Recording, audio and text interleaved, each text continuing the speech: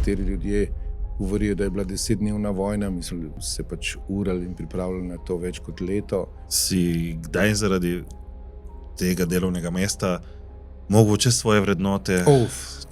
Kakšno vprašanje pa to zdaj, ja, grozno. Vi ste zdaj v zavodu tudi dali to eno jasno misijo, vizijo nič.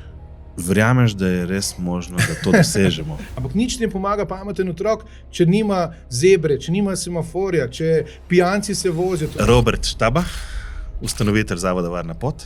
Pol sem pa prišel domov in mi je pijan voznik brez izpita z neregistriranim avtomobilom na šolski poti povozil 12 let staro Nejo. Punčka je res letela po zraku, drsela tam 30 metrov po asfaltu. Ja, in če si normalen starš, mama, oče, je to trenutek, ko se ti ustavi vse. Takrat ne karijera, ne denar, ne položaj, ne parlament ti več nič ne pomeni. Kaj pa se te dneve, ko ni bilo sigurno, kaj se bo zgodilo? Vez med materjo in otrokom je neizmerna. To je nekaj, kar moški pač nam ni dano, ne da ne razumem, ni nam dano. Ampak ko se pa poslavljaš od svojega otroka, ti pa dano. In tam se je moje življenje spremenilo in odločil sem se, da... Povzročitelj nesreče. Si imel kakšen stik potem z njim?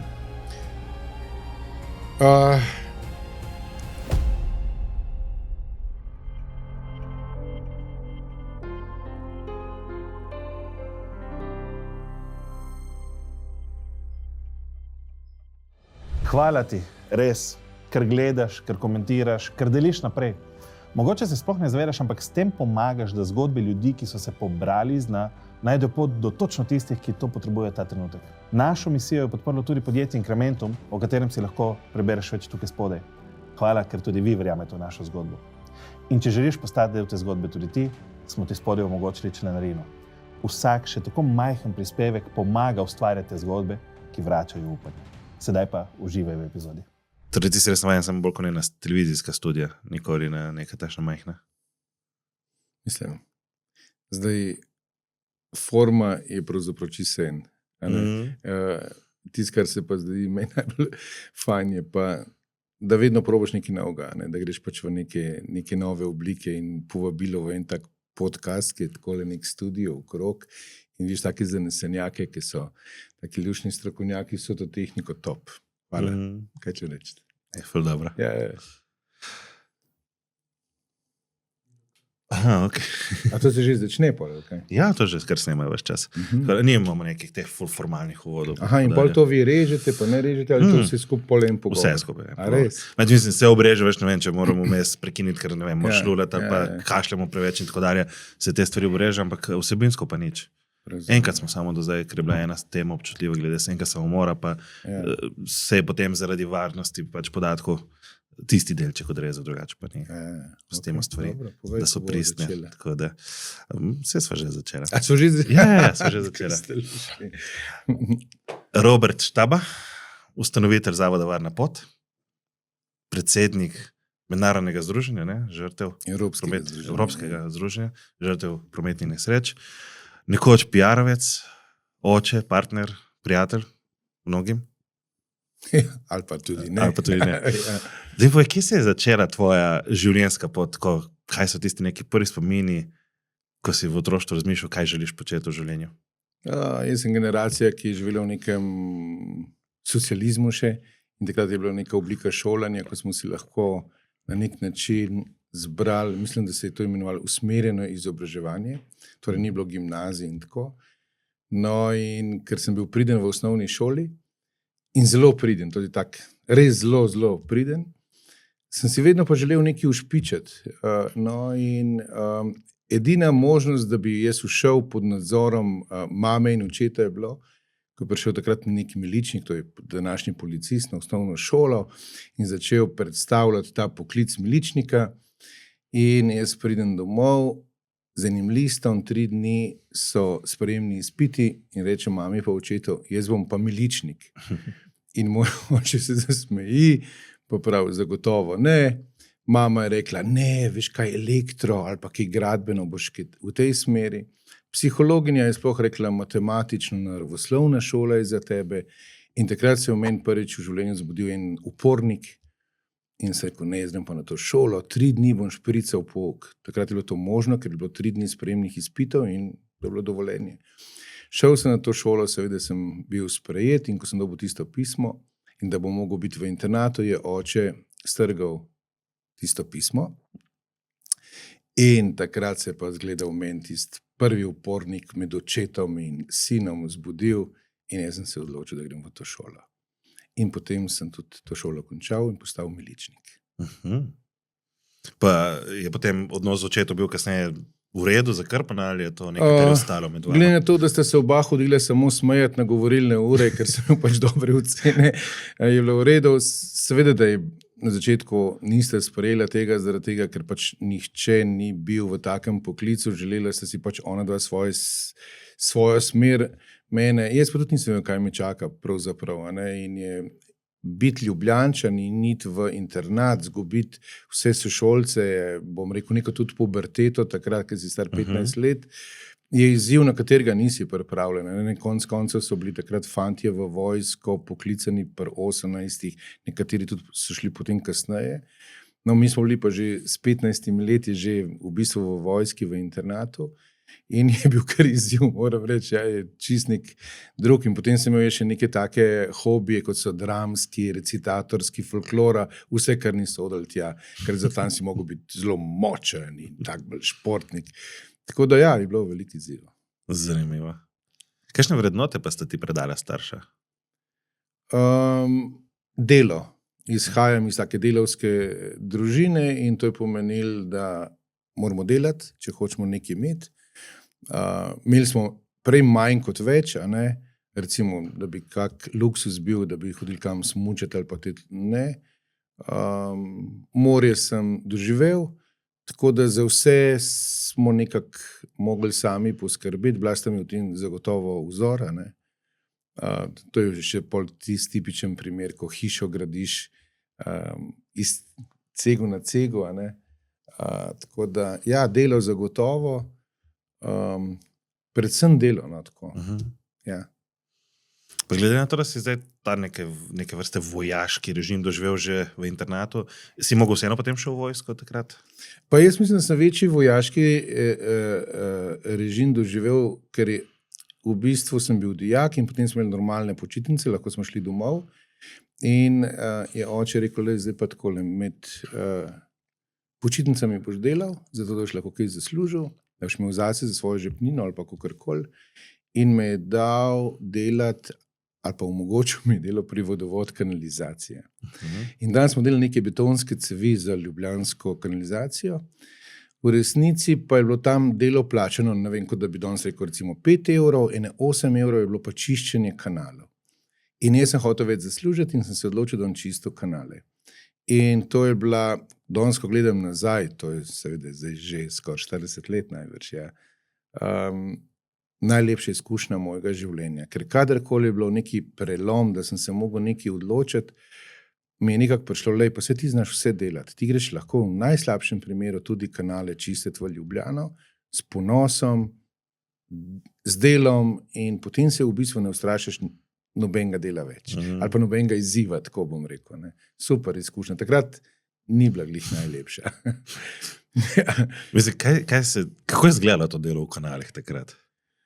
To je izgledalo tako, da sicer je bilo to Jugoslavija, se pravi, v Sloveniji smo vsi živeli bratstvo in edinstvo in bom rekel neke take socialistične parole in tako naprej. Vendar sem prvič spoznal, kaj so to delavci z juga, spoznal sem, kaj pomeni samski dom, spoznal sem, kaj pomeni tista dela, ki te noben ne opazi, ki so družbeno tam na obrobju. In v bistvu sem spoznal, bi rekel, eno tako podzemlje, če sem iskrena, ker vsi živimo v nekih fasadah, vse hočemo imeti lepo, krasno. Kaj se pa od spodaj dogaja, kjer recimo kanalizacija je, tega pa ne želimo videti. In moram reči, da se pravim, takrat me je vodil motiv, da bom malo več zaslužil, kot bi sicer nekje drugje, da si bom lahko na morju neki prvošel ali pa si kupil neka očala, ali pa takrat je bila popularna neka Avirex jakna, ker je bil nek Top Gun, Tom Cruise in sem mislil, da bom bil kaj podobnega, ampak miks vsega. Da si kaj zanimivega našel v teh kanalizacijah?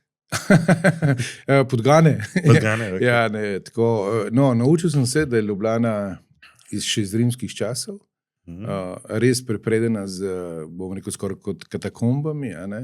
In da je to svet v svetu, mesto v mestu.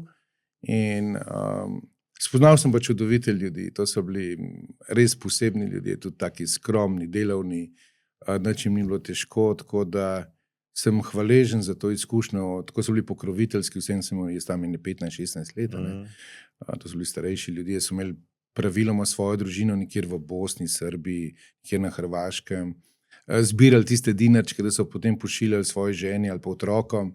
In te zgodbe si poslušal, videl, malce je bila žemla, sendvič, neka posebna salama, tako, ali pa kar ta velik kos kruha, na pol prerezana štruca, liter mleka ali pa kaj tako, ker smo mogli nek mlek piti, pa celo so ga, mislim, celo dobili, zaradi tega, ker je bilo pač najbrž toliko strupov in strupenih snovi. Tako da ja, zanimivo res. Torej, mladi v bistvu se niso odločili za takšna dela. Ne, tudi moji sošolci, če sem iskren, in takrat tudi nisem povedal, kaj počnem, ne, ker je najboljše bilo potem, da imaš pač denar, potem smo prišli skupaj kdaj kaj na morje in takrat sem lahko toliko zaslužil, da sem si plačal, ne vem, tisto bivališče, šotor, pa žural. Ja. Kam ste pa hodili takrat na morje? Mislim, da je Umag, nekam tle v Istri, to tako, ja. Ponavadi je bilo to tako, kjer nikjer je bila kakšna diskoteka ali pa tam smo se mi pojavili, bili smo tako, bom rekel, tudi kolegi kadeti, če tako pogledam, vsi smo bili več ali manj športniki, tako da, ja. Če kjer letnik si ti? 70. 70? Ja. Toliko kot bila moja sestra, je bila tudi 70 letnik. Ja. Mogoče ste skupaj žurali. Ona je zelo rada hodila po diskotekah. Ja, v redu. Zelo previdno je vprašal. Stella Maris, mislim, da je bilo tako neki Stella Maris. Ja, da, Stella Maris, tam pa mi hodimo zdaj na plažo. Lepo. Tako da gremo dol v Lucijo, pač k mojemu stanovanju, ne, za stojno bivanje, potem se pa vozimo v Stella Maris na plažo, ker je tako res slušna plaža za družine. Ok. In potem v bistvu, kaj je zdaj, koliko časa je trajalo to šolanje, da si prišel do neke potem službe? V bistvu kadetska šola 4 leta in potem na nek način, ali si sam zbral, ali so ti pa oni zbrali neko enoto, kamor si šel delati, to so bile splošne policijske postaje, ali bila kriminalistična policija, ali bila obveščevalna služba, ali pač nekam, ne? No in spet nek tako moj uporniški duh, ki je bil, je rekel, jaz bi šel pa na prometno policijo, predvsem na mestno prometno policijo, kjer je bilo kar težko, ker si urejal promet in to si res noben ni želel, praviloma je bil bolj, bi rekel, tak kazenski bataljon, se je temu rekel, ne? Če niso bili pridni tam in tam, boste šli pa na prometno, ne? In to je pač križišče, urejaš promet. Meni se pa zdaj takrat zelo fajn, tako pomagaš ljudem, to je bila konica takrat zjutraj ob 4:30, da se razumemo, ne, tako kot je zdaj, ne. Ker so ljudje že začeli ob 6 že delati, ali pa nekateri že ob 5, tako da smo ob 4:30 bili že v križiščih. In tam ob 8 se je ta konica končala, zdaj pa v bistvu začetek, bi rekel tako, da je tam.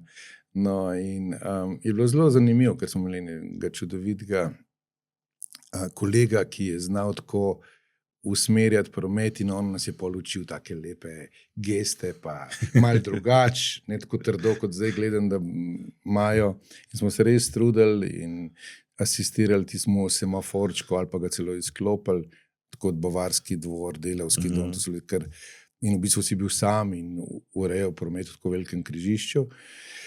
No, potem je bila skupina za oglede smrtnih prometnih nesreč, ne, tam je bilo pač bolj zahtevno delo, drugačno delo, predvsem čustveno, dosti bolj obremenjeno, tako da potem je bilo pa kmalu že vojne in sem bil pač v posebnih enotah in tako naprej in to je pa pač en drug del, kjer spoznaš, zdaj nekateri ljudje govorijo, da je bila 10-dnevna vojna, mislim, se pač urali in pripravljali na to več kot leto, tako da zanimiva življenjska izkušnja, predvsem pa zagotovo ena prelomnica, kjer čez noč hitro ugotoviš, kaj je smisel življenja, kaj pravzaprav življenje je, kako hitro je lahko minljivo, ne vem, ti umre kolega ali pa vidiš, da je bilo pač nekaj teh bojev in tako.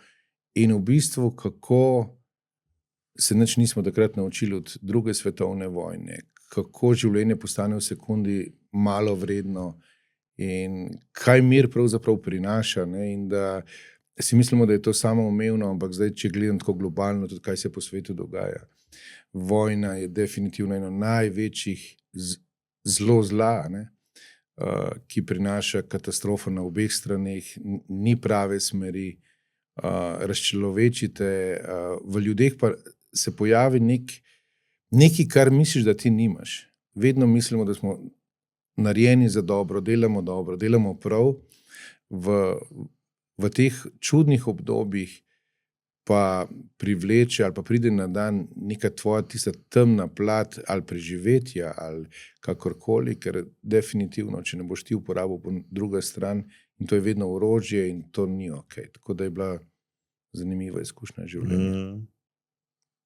Se mogoče bi se tukaj zelo malo ustavil, ker o tej vojni se tako res malo govori. Naša generacija, ne, jaz sem, dajmo reči, 89. rojen. Ja. Vojno sem doživel baje v naročju pod podboj vrat, ne?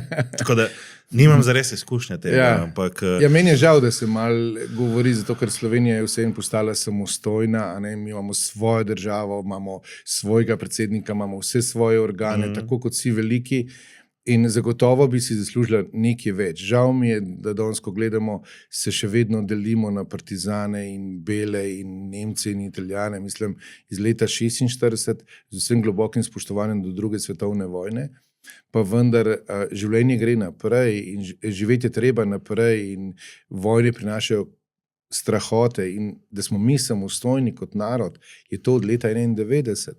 In zagotovo bi si želel, da mladi to razumete, da veste, da se to ni zgodilo kar v 10 dneh, ne, da je tle, po moje, cel slovenski narod temu nekaj dodal in če danes pogledate po Evropi narode, recimo, ne vem, Katalonce ali pa Baske ali pa, ne vem, zdaj sem pač šel v Španijo, ampak v vsaki državi bo se to najdel, ki si želijo neke osamosvojitve, pa temu ne gre, ko mi pa 2-milijonski narod to imamo.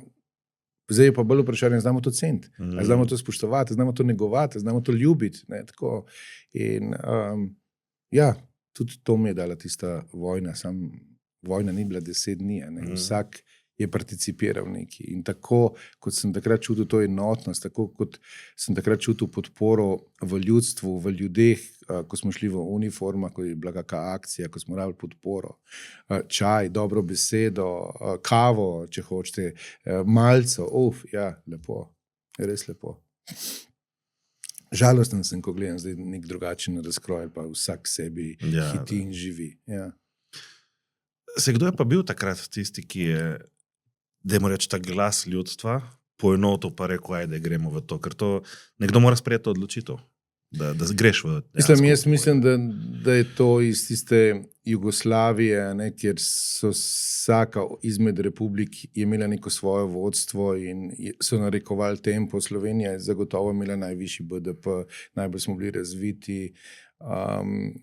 Zagotovo so neke težnje obstajale že s časoma, ne, ker konc koncev že od kraljevine, po moje, jaz nisem zgodovinar, ampak tako malke preberem, nas ločuje ali pa združuje marsikaj. Zdaj je vedno vprašanje, če igramo na karto, kaj nas združuje, potem bomo najdeli sigurno 20 ali ne. Kaj nas razdružuje, bomo jih najdeli pa lahko 100. A ne? In jaz mislim, da so se pač ljudje, ki so se odločili v eni, drugi, tretji, četrti, peti, mislim, da je bilo 6 republika, ne, so se pač odločili po svoje. Slovenija je šla pač tukaj svojo pot, nek dialoga ni bilo več in težnja vsakega naroda je pa biti sam svoj. Saj, isto je s Hrvaško, isto je s Srbijo zdaj. Ne. Kje si pa takrat črpal, da moraš zanesljive informacije, ker danes greš na splet, na Facebook, na X in tako dalje in dobimo en skupek mnogih informacij, kjer ne vemo niti več, kaj je res, kaj ni res. Ne. Takrat je bilo to malo drugače, verjetno, ta občutek resnice. Mislim, ne vem, če je občutek resnice, definitivno je nam, ki smo bili v policiji ali pa drugim najbrž, ki so bili pol v tej vojski, slovenski vojski, a ne, mogoče lažje, ker si imel nek ustroj, imel si pač nek sistem in hvala Bogu, recimo zgodovinsko gledano, smo bili na pravi strani, a ne, lahko ne bi bili na pravi strani, a ne, jaz se spomnim tudi mojih kolegov, ker takrat je in milica in vojska pač sodelovala, eni in drugi smo bili uniformirani, eni in drugi smo imeli pač neko hierarhijo, eni in drugi bi mogli v miru normalno funkcionirati in sodelovati in smo se med seboj tudi seveda poznali, mogoče nekateri so imeli prijateljske vezi, potem so bile tle družine, sošolci, prijatelji. Ne. Tako da to ni tako zelo preprosto. Ne. In zdaj oni so se čez noč najdeli na drugi strani, mi na tej strani, kdo je zdaj pravi. Ne. Recimo, ne vem, fantje, moški, ki so bili v JNA, so dali tudi neko za prisego tudi neki velja v tem moškem svetu.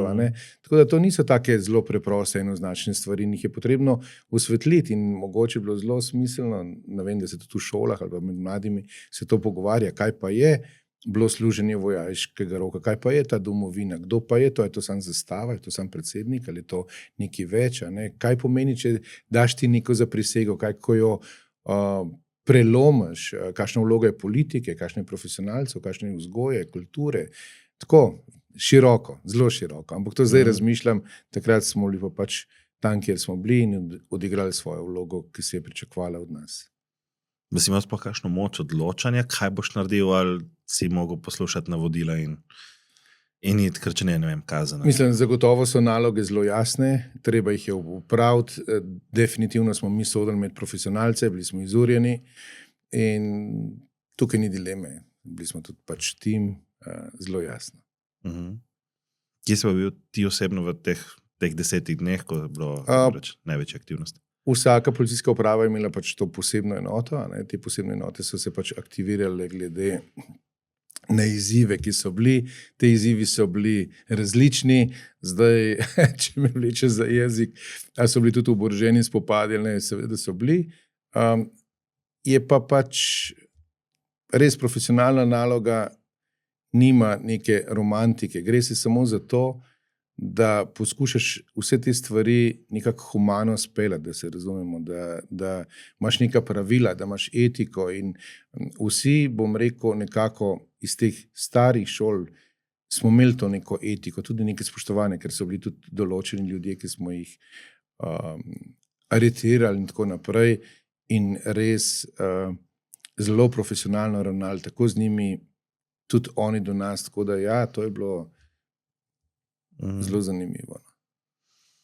Kako bilo pa doživljati to v bistvu, da, kako razumem, v tistem času smo bili vseeno kot narod med seboj prijatelji, ne? Se pravi, čeprav razumem, se je politika bolj kregala kot sami narod med, ne vem, Slovenci pa Hrvati.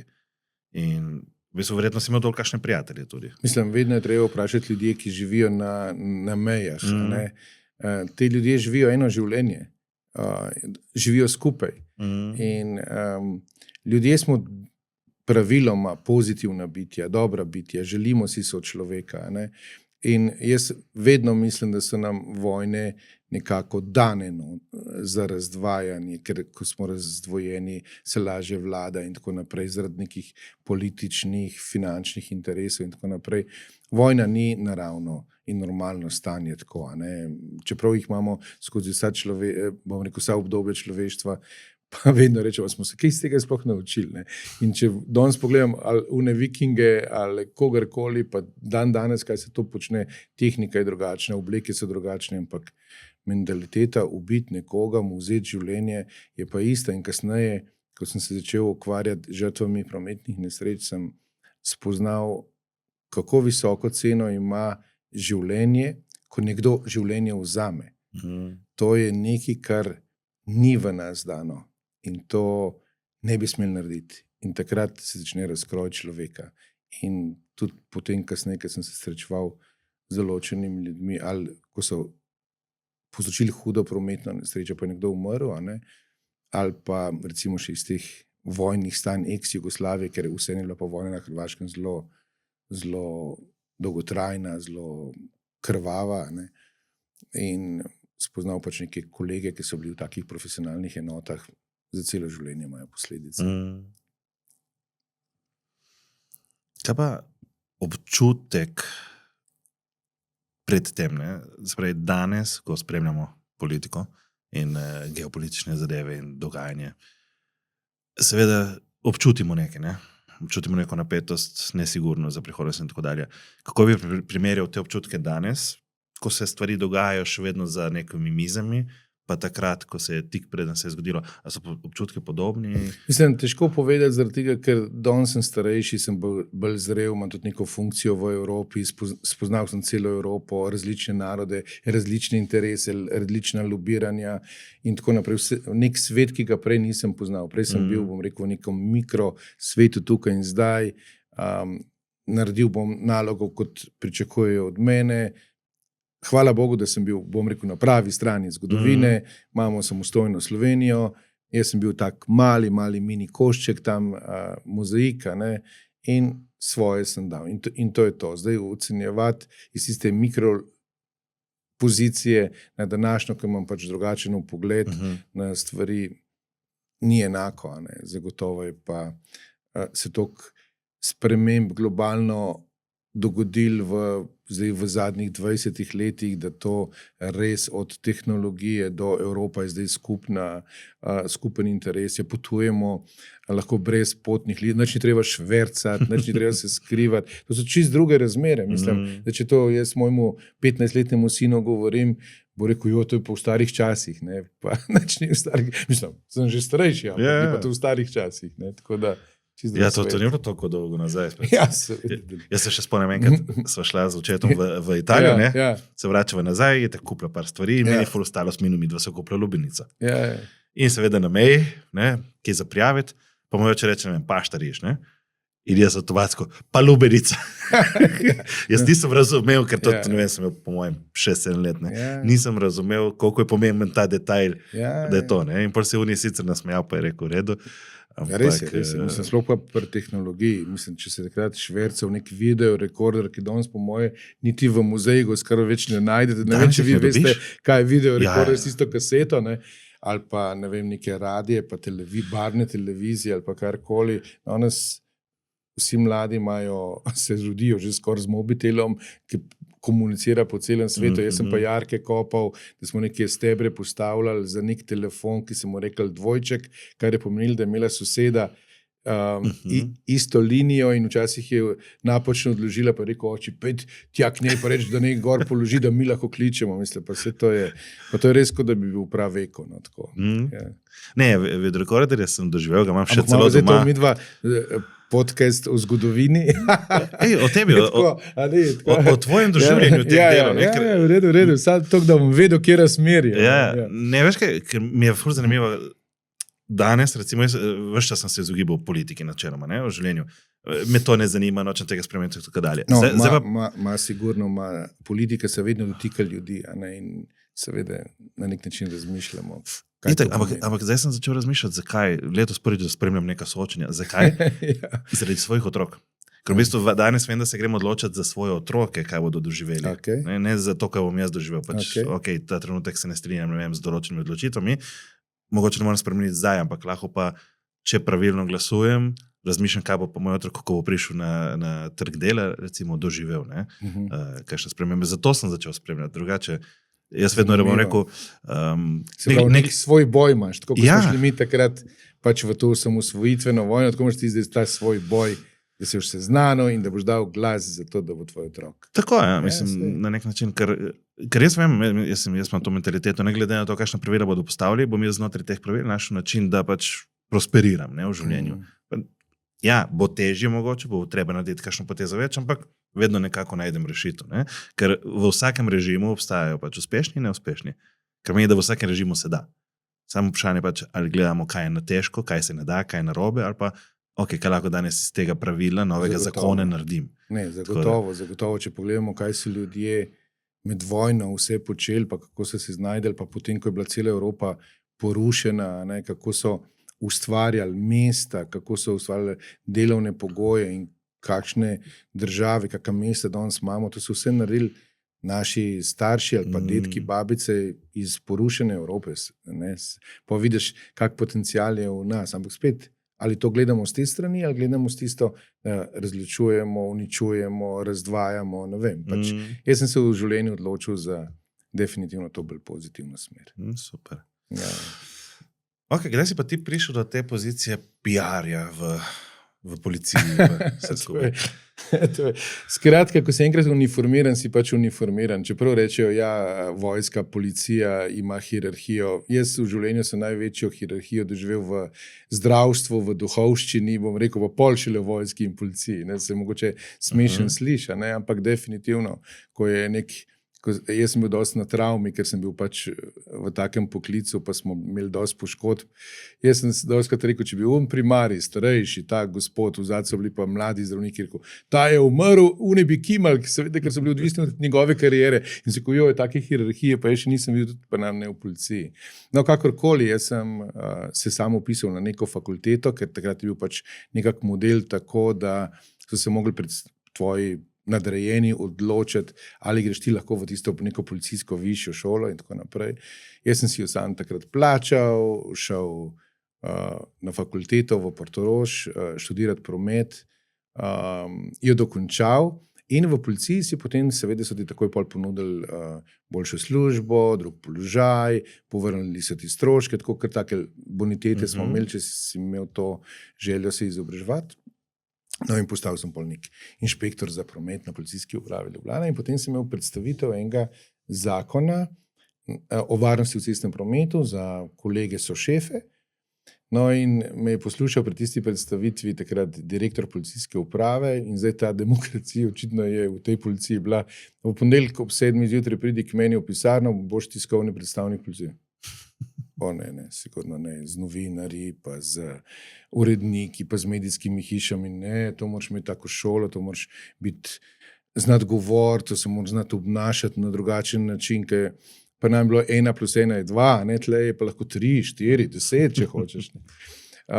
Če nisem bil jasen, 7:00 začneš.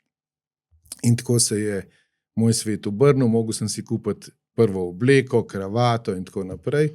In stopil pač v en svet, ker me ni bilo strah, super sodelavce sem imel, super mentorco sem imel, to je bila ena gospa, ki je bila pred mano vrsto let tudi ta tiskovna predstavnica, me je učila, predstavila, bom rekel, ta civilen svet, v katerem res nisem imel veliko in seveda čim stopiš pa v ta medijski prostor, so pa že prva vrata je politika, druga je interesi in spoznaš, bom rekel, in tak drug, jaz bi kar rekel tako in tak živalski svet, ker je zelo zlagan, vzven zgleda tako lepo vse čislano, lepše imajo obleke, lepše izražajo, bolj so intelektualci, ampak bom rekel, da je bil pa bolj odkrit svet nikjer na drugi ravni.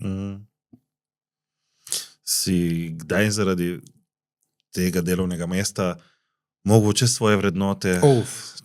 Kakšno vprašanje pa to zdaj, ja, grozno. V bistvu prvič bi rekel lahko v življenju, da si spoznal, jaz se rad tako pošalim. S svojim mnenjem sem šel v pisarno šefa in ven sem šel z njegovim mnenjem. Ne? In zdaj je vedno samo vprašanje tiste cene, do kje in kaj, ampak vedno se je tako nekako predstavljal, kadarkoli se kaj bila taka odločitev, da to počnemo za nek večji interes, ne? Ali pa za neki večje dobro, čeprav vedno ni tako in vedno nisi to prepričan, da so to osebni cilji ali cilji neke skupine, ne razumeš, zakaj se udari toliko različnih struj v tako majhnem narodu, ki je pa zelo preprosto, tale šalčka je šalčka za čaj pa za kavo z mlekom, je bele barve, zelo lahko, ampak PR sveta, ne, bi vse drugo povedal, samo to ne bi rekel, da je to šalčka pa da je bela, ne. No in potem se začneš odmikati od realnosti, postaješ vedno boljši, bolj si izmišljuješ, tako bi rekel, marketing, PR in tako naprej. In potem ugotavljaš, da dobre stvari se tržijo same, dobre stvari imajo same sporočilnost.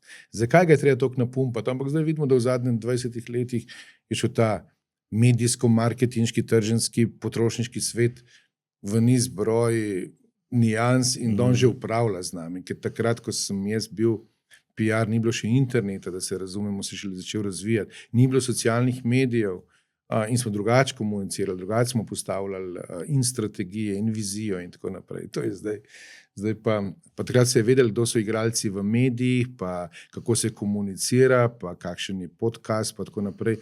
Danes si lahko no name in ti obrne svet z nekim socialnim medijem, v katerem ti je pač uspel na nek način skomunicirati nekaj svojega. Ne? Tako da ja, čist drug svet. Zato jaz nimam socialnih medijev. Kaj je bila dejansko tvoja odgovornost kot PR-ovec v tistem obdobju? To je bilo obdobje, ko se je policija začela tudi osamosvajati, postala je organ v sestavi Ministrstva za notranje zadeve, potem smo se pridruževali Evropski uniji, NATO, če hočete. Veliko takih izzivov je bilo globalnih, kjer so te učili, spoznal sem veliko pomembnih slovenskih ljudi, tudi politiko, raznolikost politike, interese politike, kako ima ta vpliv lahko na policijo, na gospodarstvo in na druge deležnike, organe, zato ker vsem policija je organ neke moči in vsak hoče imeti denar, moč, oblast. To so trije faktori, ki so zelo pomembni za političen svet, ker če ti nimaš denarja, nimaš volilcev, nimaš moči, potem nisi politik, pol si ne vem, kaj si pol. Tako, in seveda je ta apetit vedno velika. Vsak si želi vedeti točno o vas vse, čim bolj, še več, ko vi sami vseb. In hiter lahko prije do, bom rekel, teh želja, zlorab, želja po nadvladi. Tako da ja, ta živalski svet sem zelo dobro spoznal. Koliko časa si pa deloval v njem? Ja, ne vem, mislim, da je 7-8 let. Okay. Ja. Pa je bil kakšen trenutek v tem, da si pa bil ponosen na svojo potezo znotraj tega, da si naredil nekaj, mogoče, ne vem, celo proti navodilom, ampak na način, da si ohranil to integriteto. Ja. Bile so tudi recimo določene kriminalistične preiskave, kjer so novinarji izpod mize dobili vse informacije, več so vedeli celo kot jaz na novinarski konferenci, vendar sem zmerno težil k temu, da se nikoli ne zlažem, da imam fair odnos z novinarji, novinarkami, uredniki, da sem tudi jasno povedal, da je pač interes preiskave in jaz sem predstavnik inštitucije in bom povedal tako in tako in tako. Če ravno so vedeli, da imajo pač informacije zaradi enega, drugega, tretjega interesa, pač oni nekoliko drugačnega, ampak smo se spoštovali, smo si pomagali. Tako da sem naredil en tak vzajemen, lep tak odnos, kar je zagotovo prispeval tudi, bom rekel, potem do pozicije policije v javnosti, ker je bilo pomembno in potem se je razvijala tako ta služba odnosov z javnostmi, se je bolj odpirala, policija se je bolj odpirala, kar je sigurno prinesel pozitivno feedback. Tako da, ja, ta del sem zelo ponosen. Predvsem sem bil ponosen takrat, kadar smo šli na isti breg, če me razumete, in novinari, in uredniki, in bom rekel, neka zgodba, ki je bila, ali pa iskati pozitivne zgodbe, ne vedno samo napake, ampak takrat se je že začel ta senzacionalizem, boljše eno napako enega policista, ki jih je bilo 10,000 spraviti v vse medije, kot pa mogoče 20 dobrih zgodb. Ampak smo delali tudi lušne take projekte, ne vem, tako preventiva, vzgoja, izobraževanje, vloga policistov, reševanje, ki so tako. Iz moje perspektive, če se prav spomnim, je nekoč delo policista bilo zelo spoštovano. Govorimo, ko sem bil še otrok, mogoče, pa tudi predtem v socializmu, pa vse skupaj, delo miličnika, delo konec koncev zdravnikov, šolnikov in tako dalje. In nekje na poti se je to zgubilo, se mi zdi, to spoštovanje, popolnoma. Kje misliš, da je prišlo? Jaz mislim, da so v strukturi celotne države bili pač neki poklici, ki so bili cenjeni. Zagotovo, bom rekel, tle zdravnik, pa duhovnik, pa ravnatelj, pa župan, ali pa bom rekel, nek politik, ki je bil pozitiven, medicinska sestra. To so bili neki stebri družbe od zdravstva, sociale, izobraževanja, varovanja, ki so imeli svojo jasno vlogo. In to vlogo so mogli opraviti srčno, predano in tako naprej. Potem so se pa, bom rekel, zaradi različnih interesov začele te avtoritete v družbi ubijati. Politik je začel izgubljati, šolniki so začeli izgubljati, zdravstvo je začelo izgubljati, policija in tako naprej. In danes smo na neki prelomnici, jaz mislim tudi človeštva kot tazga, da ali bomo šli še naprej v tak razkroj, ali bomo pa mogli postaviti nazaj neke temelje, ker če ne se bomo kot osebnost izgubili in tukaj je ta prelomnica tudi pri umetni inteligenci, ki je neverjetno orodje, krasno orodje, ampak veste, jaz sem vsem tista generacija, ki je tipkala 10-prstno, z nekim Olimpija, nekim strojem in ko so nam rekli, bojo prišli zdaj računalniki, to bo vse zginilo, fasciklov ne boste imeli. No, imamo v oblaku, na disku, v fasciklu, tako, wow, petorno so se te stvari naredile. Tako da ta razvoj ni samo enoznačen. Ena mala peščica uporablja, bom rekel, zgolj in samo tist del. Večina populacije pa uporablja vsa ta druga orodja. In če mi ne bomo postavili nazaj vrednote človeka v ospredje, se bomo zgubili in potem, ko se zgubimo, že vidite recimo pri mladih, danes, ker mi delamo dosti po šolah, pa že po vrtcih, tam, kjer otrok preživi z telefončkom, tablico, v svoj čas, njegov svet je že tako tam noter, ampak potem ni tega stika, ni objema, ni pogovora, ni sistema in ne vem. Čeprav je neki zgodovinske knjige, ki bereš, vedno je neka generacija rekla, zdaj se bo pa podrl v svet, pa se ni, pa gre kar naprej. Tako da najbrž bodo neke druge oblike tudi vrednot, sistemov, ampak meni je še vedno človek v ospredju. Je to nekaj, kar se ti je zgodilo zdaj v tem tvojem nekem zadnjem obdobju življenja ali je to bilo od nekdaj pri tebi? Očitno od nekdaj, ker v bistvu res so bili pač poklici, jaz verjamem, da se je velika večina ljudi, ki se je odločila za konkreten poklic, biti učitelj, biti zdravnik, biti policist ali pa tako, odločili se to, da želi nekaj pomagati, želi narediti nekaj dobrega. V to sem zelo prepričan. Potem pustimo, kako te pač življenjska pot pelje, ampak definitivno bom rekel iz tega vzhodnega bloka, ko gledam razliko, ko je ta človeštvo, to tovarištvo, ta Bog, če hočete, ga je zamenjal denar, smo se razčlovečali. In zdaj vsi zaradi tega denarja smo marsikaj pripravljeni narediti, potunkati kolega, je to v karieri gor, narediti nekaj drugače, in to je zdaj prineslo neko rivalstvo, ki pa se izkazuje, da tudi, če prideš do neke stopničke, ko imaš veliko denarja, ti ta ne prinaša sreča, pa ne bom zdaj nekaj govoril, pogledajte tam v Afriki, ko se lačni otroci smejijo, ne to, ali pa na Madagaskarju pri Pedro v Peku, otroci nimajo za jesti, pa so vsi srečni, pa jejo sem tisti riš. Ampak govorim iz današnje perspektive, ko pomagamo, imamo psihologe, ki pomagajo ljudem, pa ko ga vidiš, da nima več vsebine, ko vidiš, da nima več smisla življenja, pa navzven ima vse. Govorim materialno. Tako da materija je pomembna, vendar so še drugi elementi tudi. Se strinjam. Ja.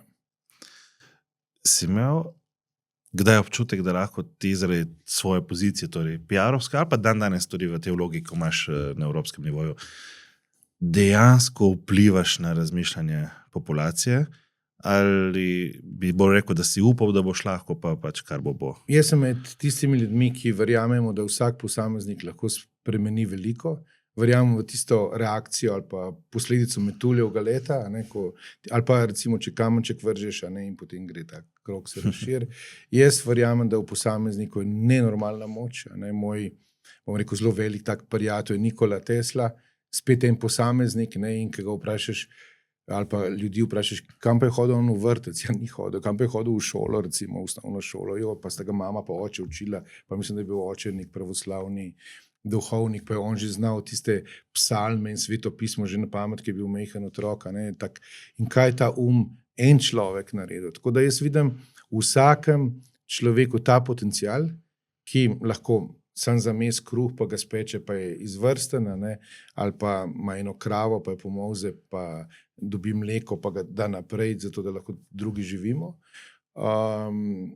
In ta potencial imamo vsi. Lepo. Ja, sigurno. To iščem, to vidim prvo v ljudeh. Potem pa mi da ta moja policija, pa posebne enote v karakterju, ko pa znam potem ločevati in bom rekel, mogoče sem zdaj malo bolj toleranten, pa strpen, pa rečem, vidim nekako mavrično, pred določenimi leti sem pa zelo videl bolj tako črno-bel svet. Ali si pozitiven ali pa nisi in potem sem te odžagal iz svoje agende. Ampak življenje pokaže, da ima vsak ta svetu ali pa tudi ta črn svoje vzroke, zakaj je tak in danes si v zadnjih 15 letih, bom rekel, dovolim spoznava ta drugi svet teh ranljivosti, ki včasih pripelje na plan kako deviacijo. No, greva zdaj v ta tvoj novi svet, ki se je zgodil 18 let nazaj, ne? Če se prav spomnim. Se prav govoriva o prometni nesreči. Tako je, v bistvu. Se pravi, tam si imel kariero, pač vse skupaj šlo naprej, potem se je pa zgodil en trenutek v tvojem življenju, ko se je vse skupaj postavilo. V bistvu trenutek je bil že prej, ko sem se nekako želel zapreti to poglavje na področju PR, ker vse kolege, ki delajo na tem, izredno spoštujem, ker v bistvu oni res vidijo odločevalce v vseh fazah, pripravljajo in pomagajo, suportirajo in dostikrat tudi prezentirajo nekaj, s čimer se sami ne strinjajo. In to je zelo zahteven poklic, bom rekel, odvisno na katerem nivoju ga upravljaš. No in včasih se notranje skureš in tudi jaz sem se skuril in potem sem si želel zamenjati področje dela in sem rekel, da bi šel delati na področje varnosti v cestnem prometu. Slovenija je imela takrat zelo nezavidljivo statistiko o umrlih in poškodovanih na cestah. Bili smo poleg Romunije v obdobju 2001-2007 najslabša država Evropske unije, pa tako majhna, pa toliko teh žrtev na milijon prebivalcev. In sem iz izkušenj drugih, pa tudi tako, ko smo hodili po državah, spoznavali ministrstva za notranje zadeve, pa za promet, pa tako, so imeli te druge države neko agencijo za varnost cestnega prometa, ki je povezvala različne deležnike, naredila nek nacionalni program varnosti v cestnem prometu, kaj morajo ministrstva in drugi državni organi in organizacije in lokalne skupnosti narediti za večjo varnost v cestnem prometu. In to se mi je zdelo takrat, ker nismo tega imeli, super ideja, predstavil sem takrat ministru, minister se je strinjal, no in takratni svet za preventivo in vzgojo v cestnem prometu bi se mogel preoblikovati v to agencijo za varnost cestnega prometa. No, jaz sem pa dobil pač to nalogo, da te stvari speljem, pripravim vso to dokumentacijo, ki gre pol kasneje v parlament in parlament to potrdi. No, okej. To je bilo dejansko vse pred nesrečo. To je bilo pred nesrečo. Se pravi, ti si tvoje neko poslanstvo v tem zavodu Varna pot začel že pred tem živeti? Absolutno, bom rekel, v državi, predhodnici te agencije za varnost cestnega prometa. No in potem smo imeli eno tako v parlamentu dogodek, bil je 23. april 2007, ko smo predstavljali te aktivnosti, pa mladi, bil je prvi svetovni dan varnosti na cestah in takrat je tako, bom rekel, oba zbora parlamenta sta se s tem seznanila, dogodek je bil v tej skupščini in smo bili vsi veseli in krasno, da bo Slovenija naredila ta premik, postavila se zelena luč, da gremo lahko v ustanovitev agencije, pomagali so naši eni profesori iz pravne in upravne fakultete to zakonsko pripraviti. Tako da tisti dan, 23. april, je bil en tak velik dan zame na profesionalni poti in za moje kolege, ker smo vedeli, da bomo ustanovili to agencijo. Potem sem pa prišel domov in mi je pijan voznik brez izpita z neregistriranim avtomobilom na šolski poti povozil 12 let staro Nejo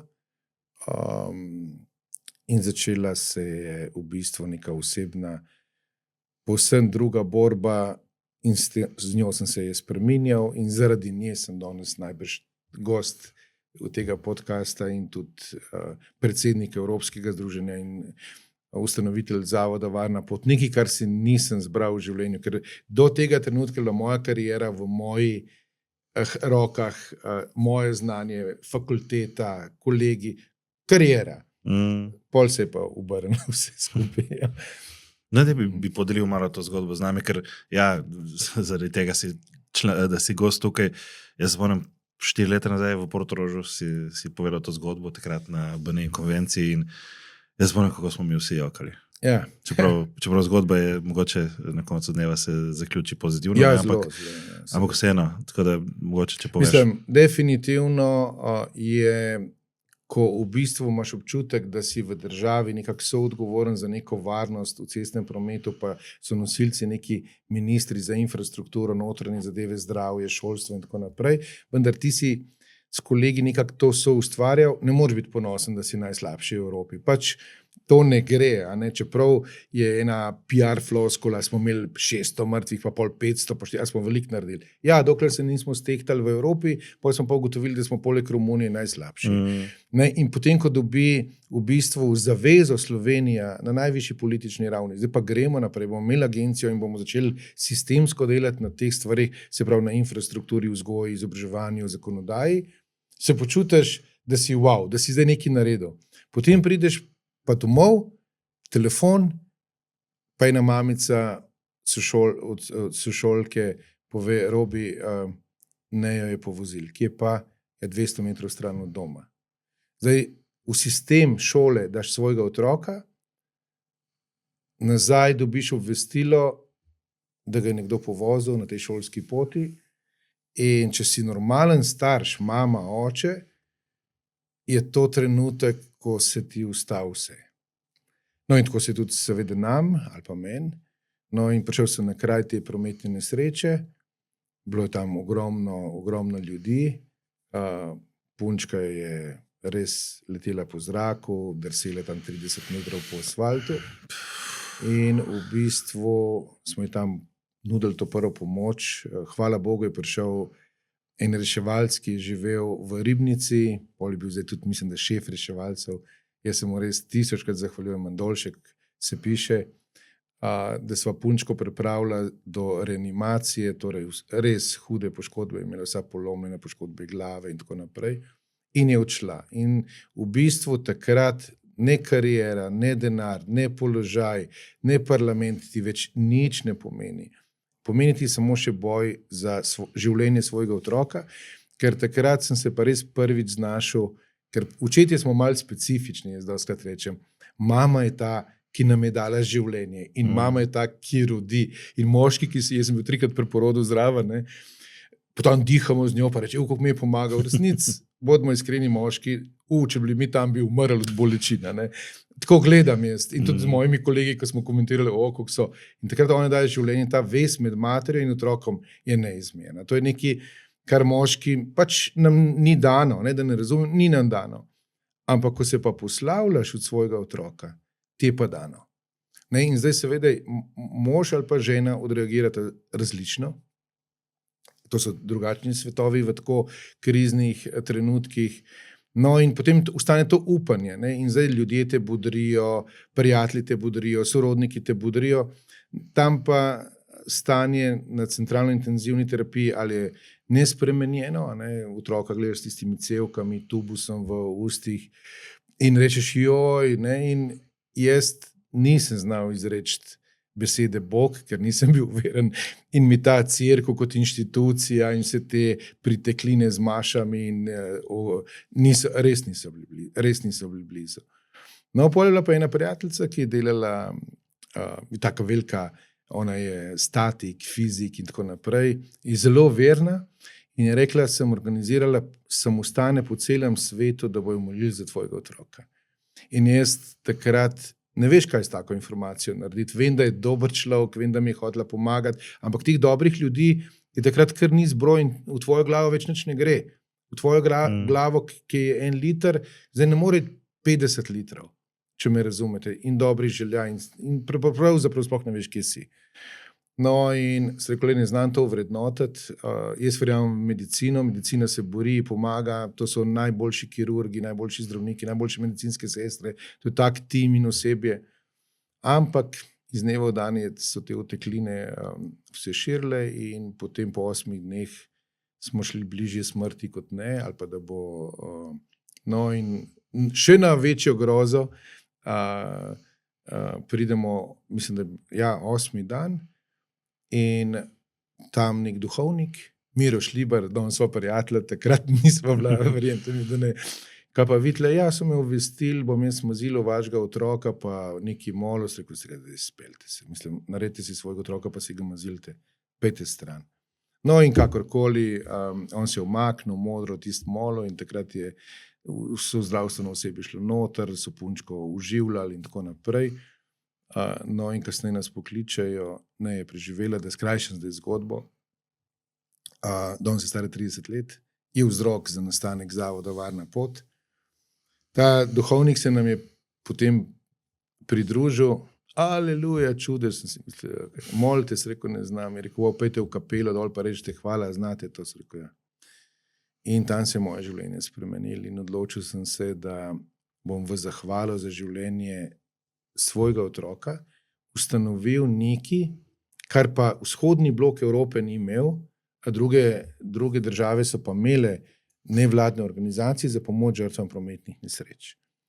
No in v bistvu je bila to čez noč taka odločitev, povezal sem se z Londonom, z New Yorkom, z drugimi takimi organizacijami, so mi to pomagali in v zahvalo za njeno življenje sem ustanovil Zavod Varna pot. Prvo organizacijo v tako imenovanem vzhodnem bloku Evropske unije in potem tudi pripeljal, bom rekel, Svetovni dan žrtev prometnih nesreč.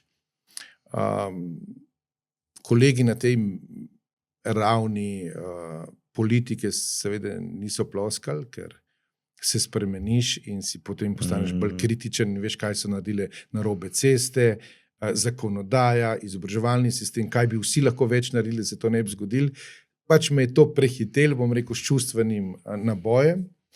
No in potem smo organizirali prvi Svetovni dan žrtev prometnih nesreč in takrat sem prvič prišel v stik tudi z županom mestne občine Ljubljana, Jankovićem, ki je pa za razliko od vseh politikov rekel, to bo na Prešernovem trgu, kar rabite, vam bom pomagal, naredite to. No in smo organizirali ta svetovni dan in se napolnil cel Prešernov trg.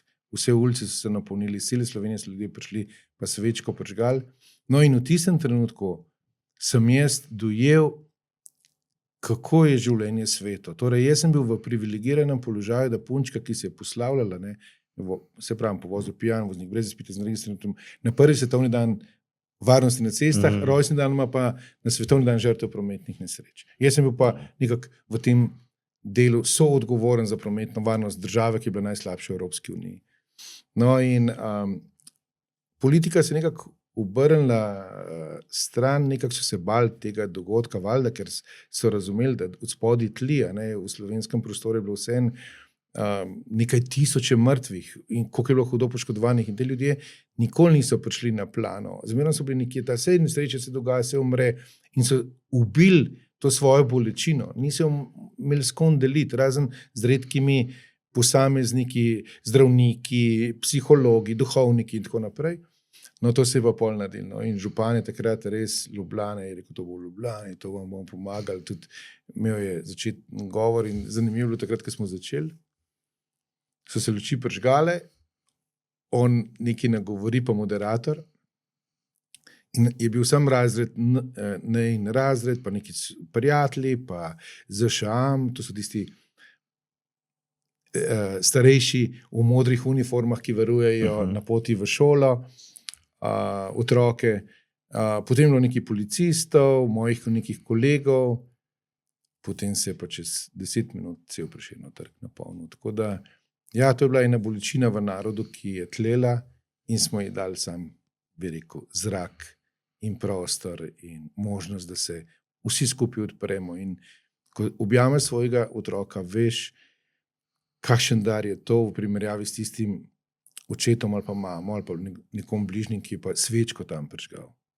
In se rekel, moja pot bo jasna. Ja, tako je, no. Kaj pa se te dneve, ko ni bilo sigurno, kaj se bo zgodilo? Mislim, kaj si pa takrat razmišljal, da boš naredil, če gre v drugo smer? Takrat ne misliš. Ne misliš. Ne, takrat vidiš točno to, ki smo se prej pogovarjali, kaj vidimo v ljudeh. Ja, velik potencial, vse zmoreš. Če takrat nekjer hočeš, želim, bom, ta pot je jasna. Definitivno je bil motiv toliko večji, ker je punčka preživela.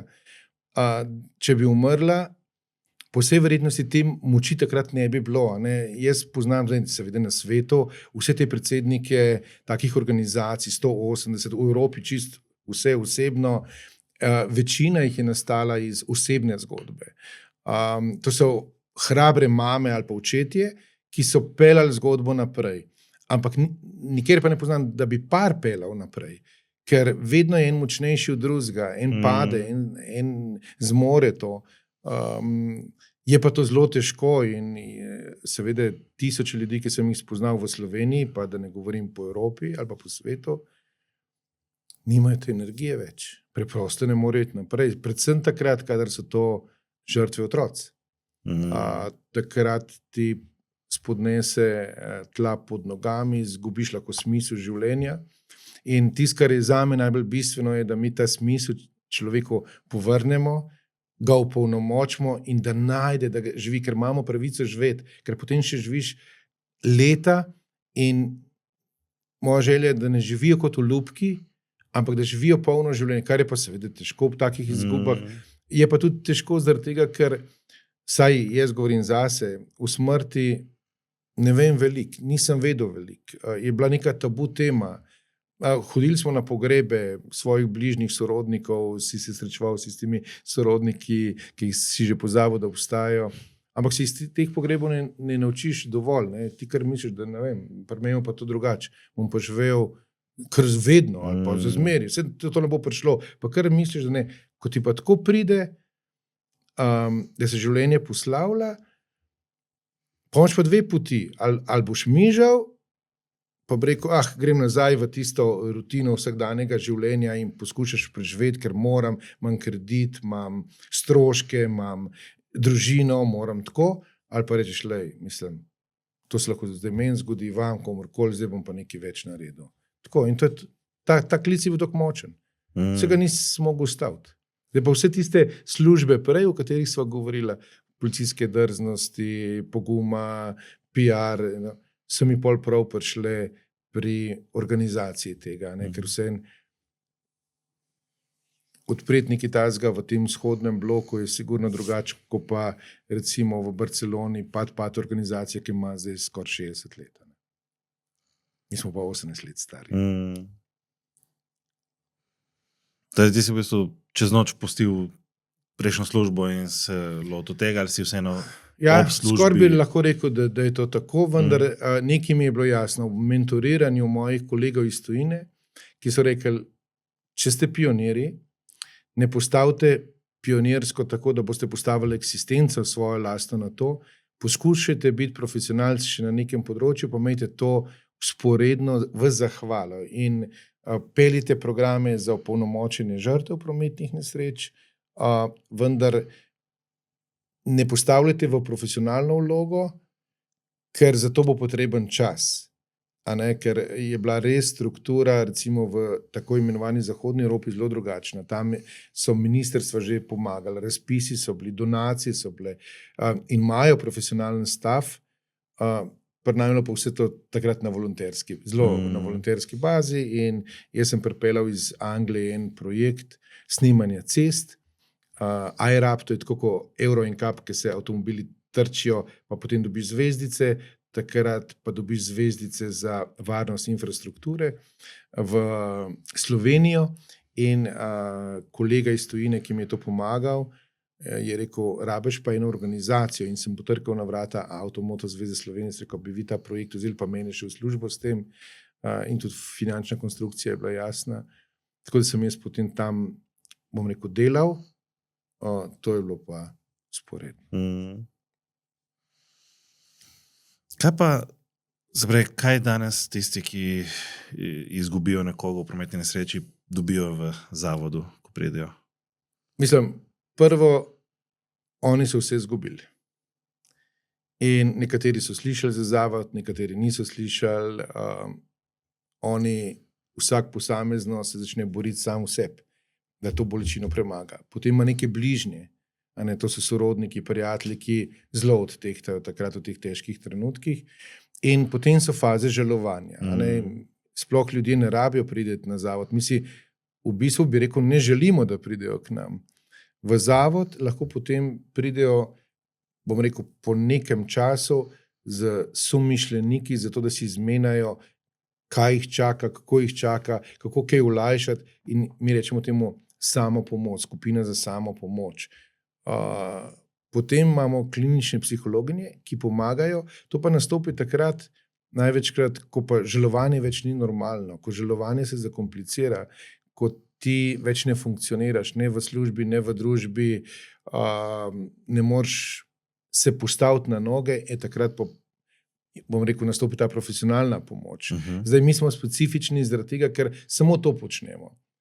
Se pravi, ne sprejemamo drugih iz drugih, bom rekel, oblik smrti, ali pa nesreč, redko kjero izjemo naredimo kdaj, tako, ne vem, kaj v gorah ali pa v kakem športu, nenadno, tako, ki ima podobne elemente kot prometne nesreče, ki pride ko tsunami v sekundi, ampak načeloma je to. Posebni smo pa v nečem drugem, mi nimamo članov, pa nimamo članarine in ne vlečemo svojih ljudi, bi rekel, k sebi, ampak ne pridejo in potem zginejo. Jaz rečem, sam pejte v gore, tja, ne.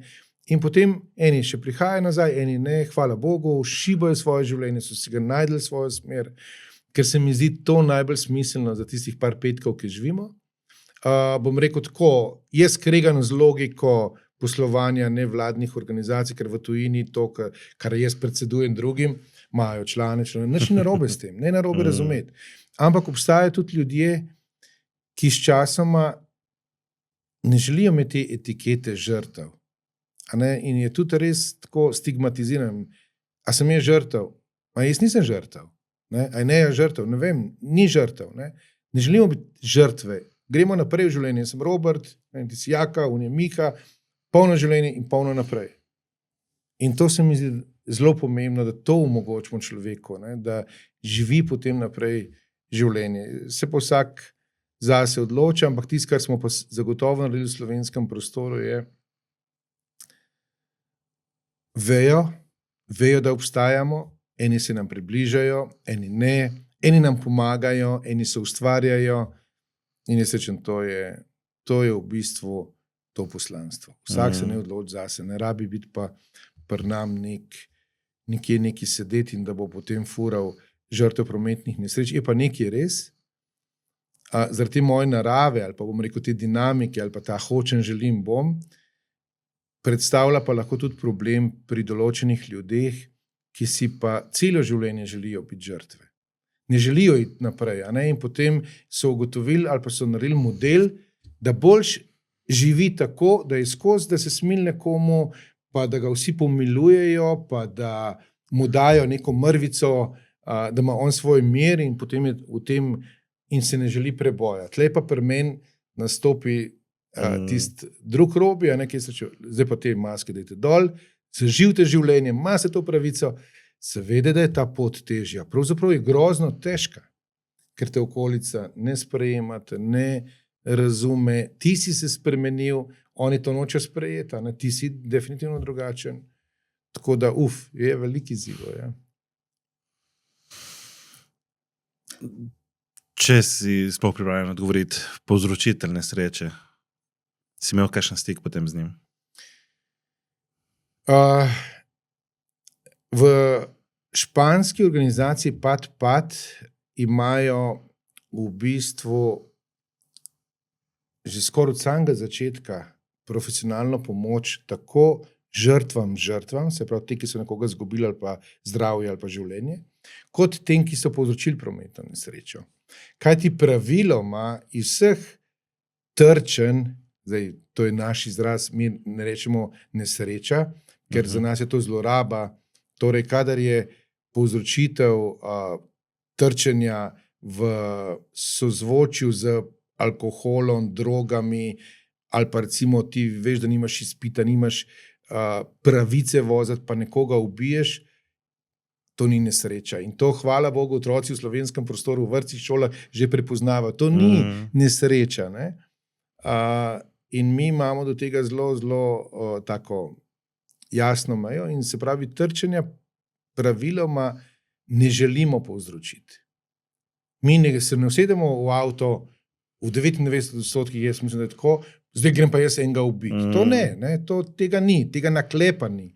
Je pa naša tako velika malomarnost, egoizem, pa to pijem, pa se peljem, ker ne veš za posledice. Zdaj pa, če so ti v izobraževalnem procesu, v družine, vrtca, šole in zakona jasno povedali, to se tako ne gre, lahko nekoga poškoduješ ali pa ubiješ ali pa karkoli, potem je to vrednostni sistem cele družbe.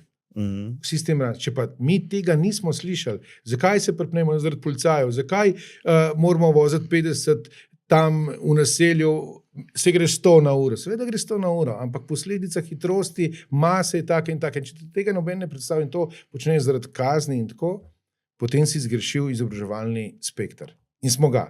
V slovenskem prostoru moja generacija pije, ne da ključa svoji ženi ali pa treznemu, vaša mlajša najde enega, ki danes je dežuren, uniga žurajo, ta pelje. To je vse ta pozitiven naboj. In delati z povzročitelji v španskem modelu so že od začetka delali, pri nas smo si pa mogli prvo izboriti prostor, da najdemo za tako imenovane žrtve in potem tudi za povzročitelje. Jaz sem vesel, da imamo klinične psihologinje, ki so profesionalke, od prvega dneva delajo z obemi. Je bilo pa težko za nas sprejeti na začetku ta del, danes je pa čisto povsem normalno. Pridejo ljudje, ki so povzročili hude prometne nesreče. Ravno zdaj imamo enega čudovitega človeka, mislim, da več kot po 20 letih je prišel k nam, potrkal na vrata in je rekel, sem povzročil prometno nesrečo, v kateri je umrlo več ljudi. To me bega, rad bi naredil nekaj dobrega in jaz si štejem za en velik kompliment naše organizacije, ki jo je on gledal, spremljal in da je imel toliko poguma, da vstopi in danes hoče nekaj dobrega narediti, tudi za ta del teh povzročiteljev, velik poklon temu gospodu in sem res ponosen na njega, da je to naredil. In to je tisto, kar potem osvobaja, ker za teh par petkov, ki smo tukaj, pa ne vem, v katero agregatno stanje bomo pa šli, po smrti, mislim, da je fajn, da najdemo ta notranji mir, tako na eni kot na drugi strani. Pa si ti se do tega povzročitelja, ki je ne jaz bil, pač našel ta mir? Mislim, na začetku zagotovo ne, ker vseeno, ko si enkrat, bom rekel, del posebnih enot policijskih, je tvoj mindset zelo drugačen, ko sanjaš, da mu boš nekaj naredil, ker pri večini očetov ali pa moških se zbudi ta jeza, Sem imel samo to srečo, da je bila takrat ena naša klinična psihologinja Vesna prava taka ženska in je videla ta naboj v meni, pa me tako potreplala, pa rekla, pa da se mi jo malo pogovarjala. Zdaj, če bi se ona takrat pojavila v neki beli halci, pa bi tle pisal klinični psiholog, bi še njo nekam najbrž nateral. Tako pa je znala pritisniti na gumb, ker pristop je bil ta prav in je ta moja jeza se pretransformirala v ljubezen. Jaz sem tisti gnev, bes, nemoč spremenil v pozitivno. Naredimo to organizacijo, naredimo izobraževalne vsebine, dajmo pomagati ljudem in se je prekanalizirala, ker v bistvu bolečina je ista. Sam namesto, da bi jo usmeril v jezo, maščevanje in tako naprej, sem jo prenesel v to. Učel sem iz tistih krajev, odselil sem se stran, tako da jaz njega nisem potem več tako videl po srečo, kar mi je pomagal pri temu, ker pri dnevnih srečanjih pa to zelo boli. Danes, ko so pa socialni mediji, je pa zelo velik problem, tudi, bom rekel tako, za te svojce, ker vse vidijo, sojenje, komentarje, potem so te komentarje, ne vem, ko se že reče, ko je ena novička, pa pol ljudje pišejo brez imena in priimka, kako se temu reče, te komentarje, ki so. Zdaj sem že pozabil, kako se temu reče. In so seveda nesramni, vulgarni, provokativni in so te ljudje zelo nezavedljivem položaju, ker recimo razlika je, vi ste mene povabil podcast, jaz sem Robert Štaba, sem predsednik Zavoda Varna pot, karkoli bom rekel, je podpisan. Oni komentarji pa me ne poznajo, pišejo grdobi ali pa ne vem, kjer je stvari še, za katere jaz ne vem. No, in tem ljudem je Slovenija to zelo težko.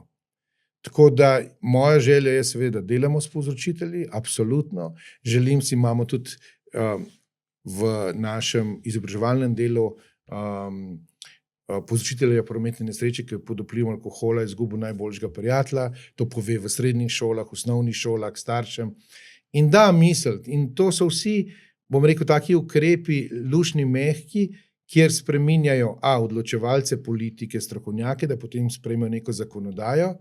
Včasih smo malo bolj agresivni, včasih bolj jasni, ampak vse z namenom spremembe v bolje, ne v slabše.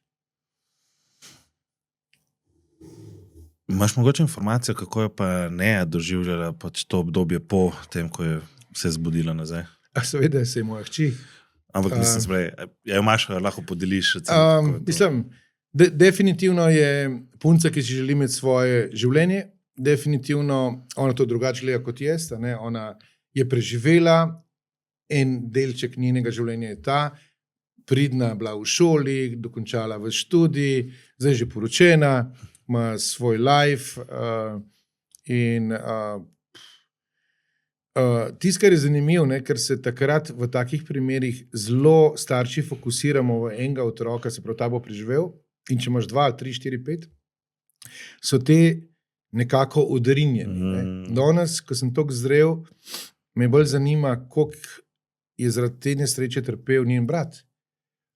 Ker on je bil pa v tistem obdobju prepuščen sam sebi. In je bil v neki senci, me razumete, kaj hočem reči, in nadomesti, in če te nihče na to ne pripravi in te pač žal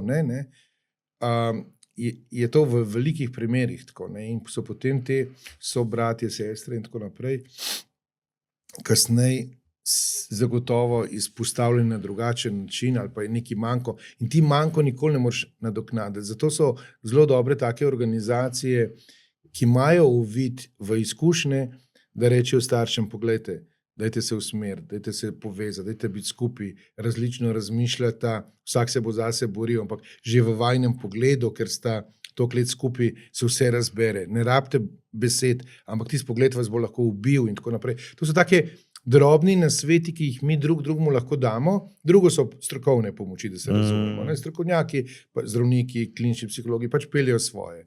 Ampak ta sotovarištvo, ta pomoč, ki jo lahko drugemu damo, je lahko ključna. Ker tako je pa tvoja pot. Vsak od teh ljudi, pa smo pomagali, mislim, da preko 9000 ljudem, ima svojo linijo, individualna je. Ne moreš reči, jaz te razumem. Ne moreš to, ni prav, ne, ker je on svoj individuum. Lahko si misliš, lahko je tebi hudo, ampak kakšno on pot pelje, ker ima še predrane, pa prejšnje življenje, pa tako mislim prejšnje življenje, pred nesrečo. To je kompleksna stvar, res kompleksna stvar.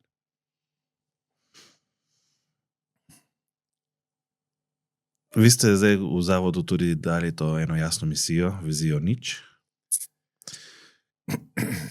Verjameš, da je res možno, da to dosežemo? Zdaj nismo jo mi dali, to je pot, ki so jo na nek način, ali pa formula, ki so jo naredili Skandinavci. Skandinavske države so postavile vizijo nič kot smisel njihovega življenja, ne samo na področju varnosti v cestnem prometu, ampak širše, da vsi participiramo k pozitivnemu, da ni nekih žrtev ali pa nekega uničevanja zdravja brezpredmetno, ker se da to preprečiti. Potem so postavili čist formulo, kako do tega prideš, potem smo pa mi, recimo, potem pa vsi ministri za promet so 2017 na Malti to podpisali vizijo nič. Pobudnica je bila Violeta Bulc, se pravi Slovenka, evropska komisarka, ki je zbobnala vse te ministre skupaj in 5 največjih nevladnih organizacij to podpisali, se pravi avtoklubi, se pravi, takrat je bil Jean Todt, danes je on Special Envoy for Road Safety United Nations, potem smo žrtve prometnih nesreč bili, potem so bili cestarija, ki ocenjuje ceste in tako naprej, 5 teh organizacij. In vsaka od nas na nek način participira k udejanjenju vizije nič. Naš program se imenuje We Live Vision Zero, se pravi živimo vizijo nič, nosilci v Sloveniji smo pač v zavodu Varna pot, ker smo pač v tem evropskem združenju, tako da drugi imajo pa Safe Road, Safe Lives, recimo, vsak pa pač nekaj participira. In zdaj tisto, kar je najbolj smešen, je, ko mi to predavamo v vrtcih, šolah, staršem, po podjetjih. Nisem še prišel v skupnost kjer bi od 50 ali pa 100 slušateljev jih pa odvignilo, da je ne, res ne. Vsi rečejo, da je to nemogoče, da se to ne da. Potem na zaključku pa rečem, a bi kdo soustvarjal to nemogočo vizijo, pa še nisem doživel, da kdo ne bi roke dvignil. Se pravi, drugače pa to traja 2 uri, 4 ure, odvisno od delavnice, ne? Ampak zanimivo je to, da mi, ki smo prizadeti strani posledic, verjamemo v vizijo nič. To je paradoks. Ljudje, ki pa nimajo veze in v družini nimajo nobene posledice, imajo mogoče kdaj kak pleh, se pravi, noben jim ni umrl in jo že živijo. Oni jo že živijo, oni pa ne verjamejo. Meni je to tak paradoks. Se pravi, imaš človeka, ki je star 60 let, nobene nesreče v družini, naredil 1 milijon kilometrov. Pa se jo vi živite že. Ne, to ne more biti. Je pa se vi živite.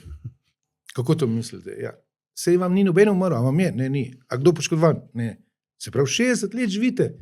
Ne, jaz to ne verjamem. Ja, kako ne verjamete, če živite? A me razumem? Tak paradoks je, pa se vsi zasmejimo in rečemo, prav, pa jaz verjamem, ker recimo sem skoraj šči izgubil, vi pa ne. In potem me pokličejo ponovadi pol čez dan, 2. Gospod Štaba, lahko pridem na kavo? Je lahko. Ja, se jaz verjamem, se jaz živim. No, tako. In zdaj to hočemo zbuditi in pri politikih, in pri odločevalcih, in pri različnih deležnikih. To je. Vmes si omenil, da obstaja formula za to. Ja. Kakšna je? Zelo preprosta. Se pravi, kakšni bojo ukrepi na infrastrukturi, povedan ceste, ki odpuščajo napake. Potem, recimo, imamo zdaj v predeljih, župani niso seveda veseli, ker vsak teži na ulici bi imel te grbine, pa omejitve, pa župan ima omejena sredstva, teh ukrepov strokovnjaki poznajo niz broj in tako naprej, pol se pa eni krajani s tem strinjajo, drugi ne, na koncu so oni volilci, in je ta paradigma skozi, ampak poglejte ukrep zdaj, ki je bil nedavnem, saj Francija pa Italija, 30 v naseljih, groza, kdo pa to vozil, pa 30 ne moč voziti, pa imam predober avto. Ampak po Švici pa imajo malo boljše avtomobile kot mi, pa veš, unga Maseratija pa Ferrarija, 30. Ampak bistvo je, da potem v okolju, recimo tle v Ljubljani, vem, ker sem na Prulah živel, si je župan zmislil 30.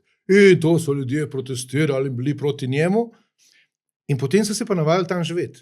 In je kvaliteta življenja bila boljša, ker si otrok je šel ven, tudi če bi prišel do trčenja, čist mal, pol je bila res tako varno območje ratlo.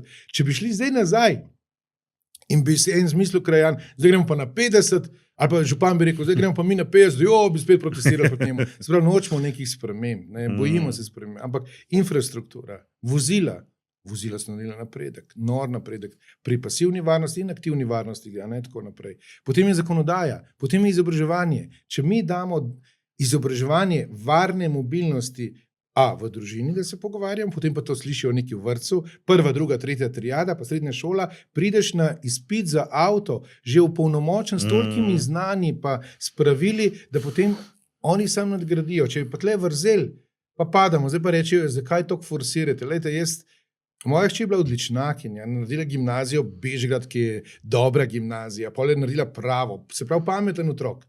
Ampak nič ne pomaga pameten otrok, če nima zebre, če nima semaforja, če pijanci se vozijo, to v Sloveniji smo sploh do tega alkohola blazno tolerantni in smo ena redkih držav, ki skoraj častimo pijance, tako glede na rezultate. In še tako krasen otrok, tako priden otrok, ti zgine na cesti. To bi pa lahko preprečili. Torej, znanje je zelo pomembno, ampak če nimamo elementarnih stvari, mobilni smo pa vsi. Zdaj se ne moramo zbirati. Jaz sem prišel v studio z avtom, učel bom z avtom in zdaj moja družina danes pričakuje, da pridem domov, jaz pričakujem svojo ženo, svoje otroke. Normalno je, da pride, pa ni, ne.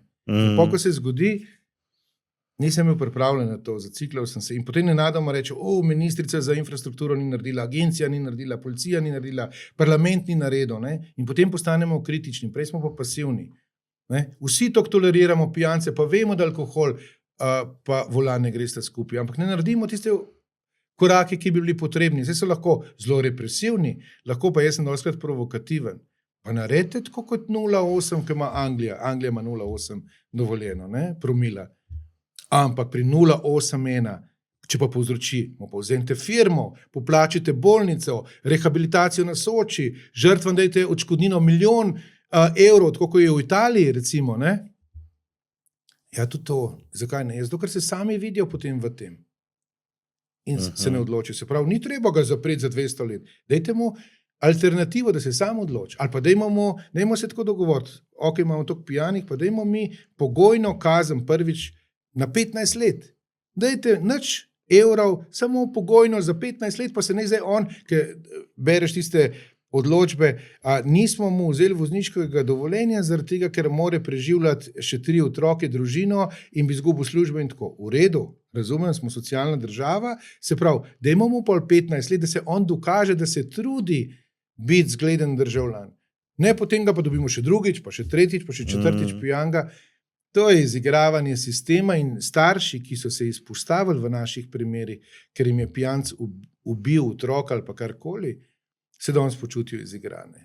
V zadnjih teh 18 letih, kar smo mi, so se toliko izpostavili, toliko življenjskih zgodb, toliko oddaje je bilo, zakonodaja pa na področju alkohola ostala ista.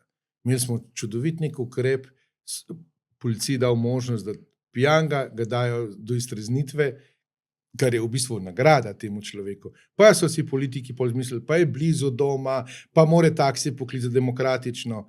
A veste, če je nekdo naredil 1 kilometer ali pa že 50 prej, pa so ga dobili makar pred domom ali pa kje. To je bila sreča, da je on to speljal. Vmes bi pa lahko ljudi pobil. In to so take zelo logične stvari, ki jih nam otroci povejo. In ko to politik noče slišati, odgovoren noče to slišati, to je sprenevedanje z namenom. In tega ti ne moreš sprejeti, ko si bil že enkrat deležen pogreba svojega otroka v teh okoliščinah. In verjemite mi, tudi povzročitelji te ne morejo sprejeti. Kazen za povzročitelja, če bi šel v zapor ali pa karkoli, noter vse jo je pripravljen speljati, zato ker bo lepš nov življenje. To, ker so se pa zmazali, pa s tem madežem v duši in srcu živijo desetletja in v sebi ubijo, tudi mogoče nekateri v družinah sploh ne vejo, da je oče to povzročil. Ni okej. Zdaj, ker spoznam pa še duhovni svet, pa sploh vem, da ni. Res ni okej. Zanimiv pogled, mislim.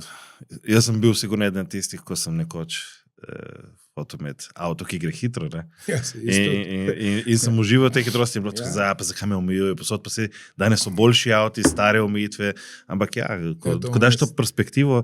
Ja, ne, to imam jaz eno anekdoto. Andrej Jereb je znan rejli voznik in jaz sem vodil AMZS in smo na centru varne vožnje na Vranskem naredili prvi center v Sloveniji in takrat so te avtomobilisti želeli gor neki driftati, pa voziti neko dinamično vožnjo z BMW in jaz sem bil proti. Ne, to je center varne vožnje, to nima veze s temi divjaki.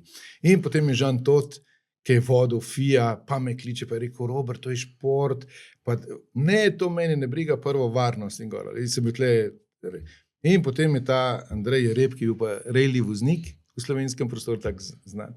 Me kliče, pa se rekel, veš kaj, Andrej, lahko si krasen dečko, ampak ti si en divjak, onih rejli voznikov. Mi se sploh ne moramo pogovarjati. Jaz sem na varnosti, ti si pa med tistimi indijanci tam, ki norite.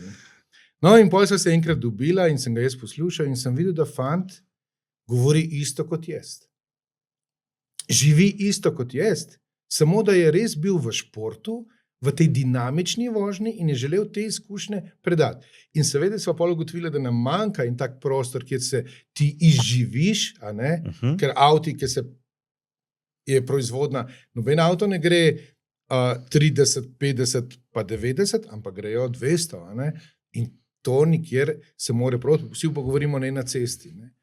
No in potem smo hitro ugotovili skupaj in danes imamo predavanje, delavnice, ki smo skupaj predavava, oba za vizijo nič, poznali smo dobra prijatelja in vse taki trenutki mi nakazujejo, da črno-bel svet ne obstaja, ne? Da je zelo tak pester, mavričen, če hočete, barven in je treba res spoštovati in slišati. Ne? Ampak v tisti rani, bolečini, skozi toliko zgodb življenja, ki sem jaz bil, je težko priti do mavrične barve. Zelo težko je priti. Zelo težko.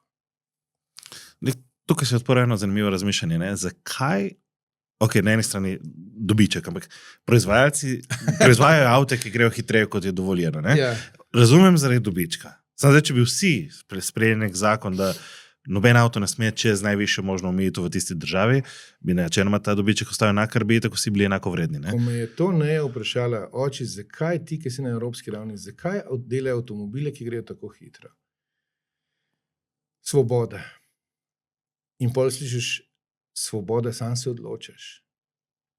A ne? Se tudi lepe punce hodijo po svetu, pa ne boš skakal po njih, pa jih nadlegoval, ali pa fantje. Svoboda. In zdaj, ko malo duhovno rastem, sem videl, da največja ljubezen, ki jo lahko daš partnerju, otroku, je svoboda. In v tej svobodi mu daš pravila, mu daš pot in potem on svoje gre. Nam ljudem, ki smo skoraj izgubili ali pa izgubili svoje bližnje, je ta svoboda zelo težka, ker zmerom nekjer v podzavesti je strah, joj, kaj pa če se mi še enkrat to zgodi. In lahko hitro postaneš zelo pokroviteljski in skozi napreži. Ko sem se jaz to osvobodil, to je taka pot, ampak to moraš garati, to je to garanje na tej duhovni ravni. In ta svoboda je prava ljubezen, ki ne smeš zlorabiti. In zdaj, tudi če ti dajo avto 300, jaz sem motorist. A veste, ko greš kupiti motor, pa če bi ti rekel, ta motor gre, pa sem pravi motorist, gre samo 60 km/h, ja ga ne boš. Pa vzameš motor, ki gre 250, a ga boš nikjer sprobal. In zdaj, jaz sem road safety expert, ne, veste tako. Ne, kaj bom naredil? Šel bom na trening varne vožnje, poskušal se bom s tem motorjem v danih situacijah, na danih cestah prilagoditi normalnemu razmerju. In ti komod lahko voziš in 30 v naselju in 50 in tako naprej. Ko pa ti vzameš to kot pisto, pa za tisti adrenalin svoboden zlorabljaš, potem so pa posledice. In zdaj se nam pri motoristih to dogaja. In res bi si želel, da ta številka motoristov raste, pri nam je sploh specifika, ker motoristi zginemo novembra in se pojavimo najbrž aprila, vmes mislimo, da smo še isti.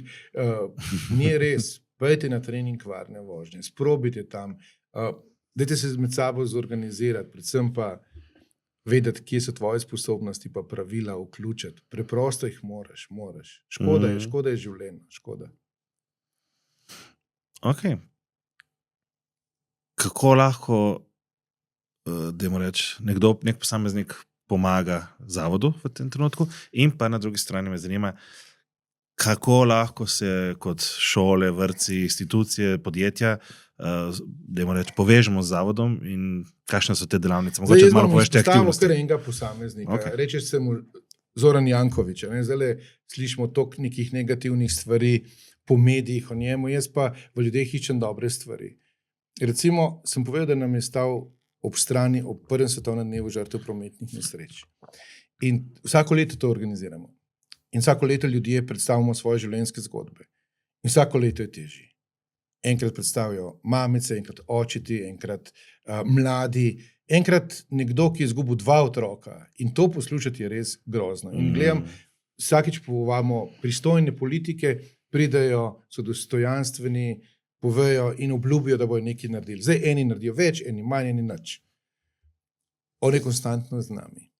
No in ko smo enkrat rekli, to vizijo smo predavali v Ljubljani, on je bil prvi podpisnik med župani, se kodajte nam pomaga, da bo tudi drugi župani, pa drugi to res podpisali. In rekel, mi v Ljubljani bomo naredili tako, da ne bo nič mrtvih v šolah, vrtcih in tako otroka. No in jaz sem rekel, pa naredimo in tak park varne mobilnosti. Kaj je problem? Moj oče je delal kolesarski izpit v šoli z 12 ovirami. Jaz sem delal z 12 ovirami, moji otroci so delali z 12 ovirami, od 46 leta do 2025 je šla pa mobilnost toliko naprej, da imaš eskero, ekolo, ne vem. In te ovire, ki so bile nekoč, so danes krat 10. In je posluhnil in naredili smo park varne mobilnosti v Ljubljani. Prvi na svetu smo združili 2 svetova. Opolnomočenje žrtev in preventivo vzgoje in izobraževanje. No in zdaj na nas, da te otroke iz vrtcev in šol pripeljamo, da sprobajo. To je otroci iz izkustva bojo nekaj znali. Zakaj tako čeladico, kaj pri tej oviri, kaj pri oni. In da jih tako pripravimo, da potem naredijo tisti kolesarski izpit v šoli in še kasneje za e-skero, pa ne vem, vse te e-mobilnosti, ki so, in potem pride v avtošolo res opolnomočen. In tako bomo ohranili življenje. No in zdaj ta park je v Ljubljani, je, tako kot sem rekel, prvi v svetu, ker izhajamo iz življenjskih zgodb, se pravi, super so vse izobraževalne inštitucije, ampak mi izhajamo iz konkretnih primerov, ne vem, ta prometna nesreča se je zgodila z tem in tem in tem, dajmo narediti tako pa tako pa tako. V tem smo specifični.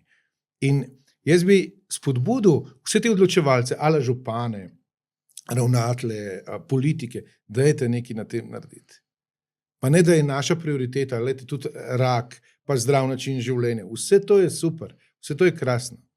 Ampak mobilni smo čisto vsi. Tisti, ki niso, so res v nekih zavodih zaprti, pa še te kdaj peljejo najbrž nekam zdravniku.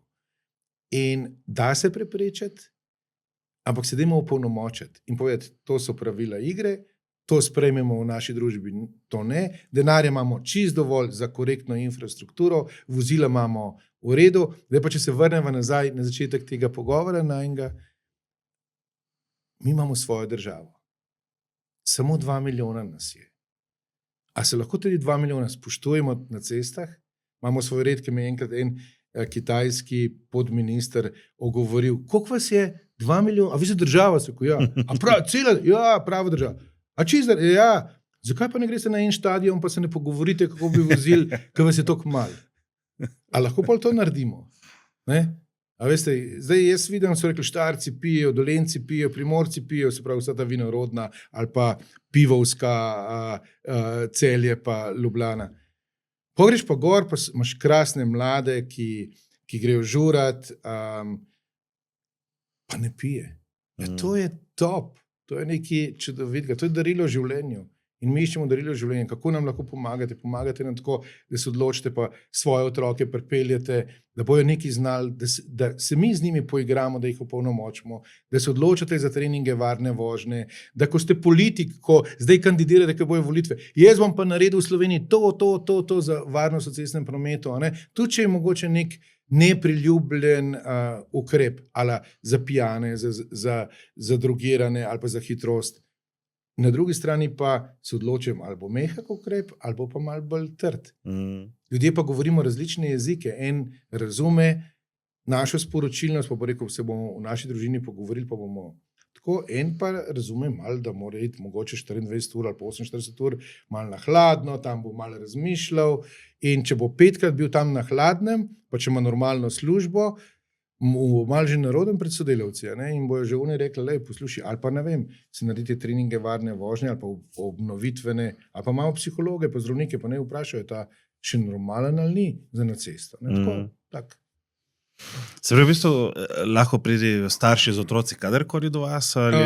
Zdaj, odprli smo v septembra, mislim, da bo zdaj spomlad, zdaj to vse programsko zaživel, sprobali smo vse vrtce, osnovne šole, srednje šole, da smo videli, te programe, te funkcionirajo, in v bistvu bomo naredili programe.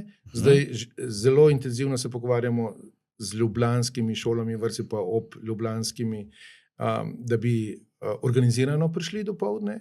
Popoldne bomo imeli pa pakete za različne starostne skupine, pa za različne te vozila, tako da ne bo džumbus, pa da ne bo nočnica, ker je mali pa butičen, ampak je res mali in butičen.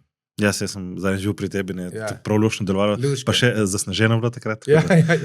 Ne, luškan je, jaz sem vesel, da se je to naredil, upam, da jih bo več takih centrov, ker jaz verjamem, a veste, ne vem, kaj je z malo narobe, ampak v zadnjem 18 letih veliko berem, res veliko berem.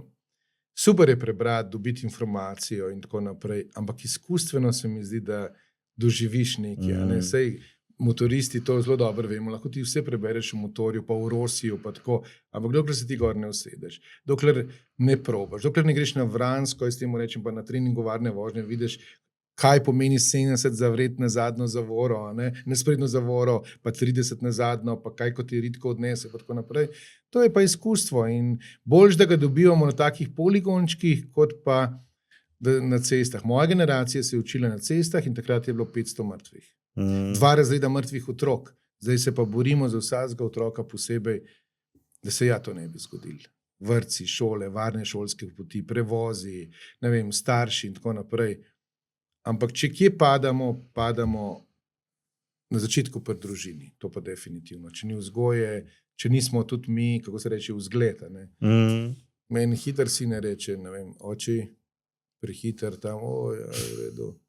Super, slišal neki v šoli, tako, pustva zdaj zavod, jaz tako govorim. Otroci so super barometrček in če njih mi dobimo na svojo stran, bojo že umno, mamico pa očita hiter, da morata biti prpeta, da ne mora biti na sredini in tako naprej, da mora imeti čeladico. To je moje življenje, zato si to želim, delam in ne hodim v službo. Jaz nimam službe, ker me sprašujejo, kam hodiš v službo, ne hodim v službo. To je moj lifestyle, zdaj mi je poseben. Hvala Bogu, imamo tak lep park varne mobilnosti, hvala Ljubljani in vsem ljudem, ki so nas posuportirali, našim, jaz rečem tudi sponzorjem, ker brez njih preprosto ne bi šlo in imamo čudovite partnerje že 18 let, ne vem, to se lahko omenjali, se ne sme, od Generalija do Porsche Slovenija, do posameznikov, brez teh stvari in tega sočutja pri županu do teh ranljivih ljudi se to ne bi realizirali. In zdaj, tisto, kar je najlepše, to ni narejen meni. To ni narejen. Mi smo posvetili park 2 otrokoma, ki sta zgorela v prometni nesreči in mamice, ki danes pogumno gre naprej v življenje, ki je doživela nekaj najhujšega, njim smo to posvetili. In Zavod Varna pot ni štaba Robert, jaz sem bil pobudnik, jaz sem bil ta organizator, zdaj mogoče še kak ledolomilc, kje sem, pa vzad imamo čudovite ljudi, to je tim, to je poslanstvo. Vi ste lahko ta ambasador s tako vdajo, ki povabite nam, da ste prostor. Če se bo en mal zamislil, če bo rekel, bi nekaj participiral v smislu vzgoje svojega otroka, super. Zgledi vlečejo.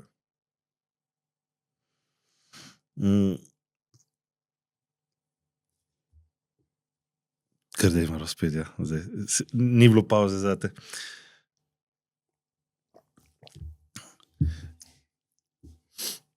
Kakšne so sploh danes številke v Sloveniji? Zdaj, jaz ne rad govorim o številkah, ki me res metlele me kar stisne, pa ne narobe razumeti. Seveda, vse je merljivo, kakšno plačo želiš imeti. Ne moraš povedati številko. In tudi varnost v cestnem prometu na globalni ravni, evropski in slovenski ravni se šteje v številu umrlih in hudo telesno poškodovanih na 100,000 ali na milijon prebivalcev. Lansko leto smo šli že v trend med najbolj varne evropske države in zdaj to je, recimo, ko si tam na 2 milijona ljudi, pa imaš na 1,020,000 mrtvih, postaješ bolj varna država. In zdaj kaj je smisel? Zdaj pa nekako dosegli smo to. Zdaj pa treba to kontinuiteto držati. Se je treba boriti za vsazga. Kaj pa to pomeni? Je, da moramo več vlagati, ne manj. Zdaj smo nekaj dosegli, več v infrastrukturo, več v izobraževanje, več v avtošole, več v zakonodajo.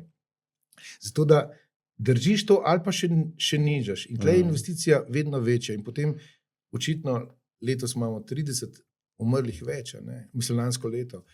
To je težek udarc. Zdaj mi vedno lahko rečemo, posameznik je kriv, posameznik mora. To je krasno. Ali pa mehne številke, ker smo mehna Slovenija. Veste, število umrlih ali pa hudo poškodovanih na 100,000 ali pa na milijon se odvija v vseh državah.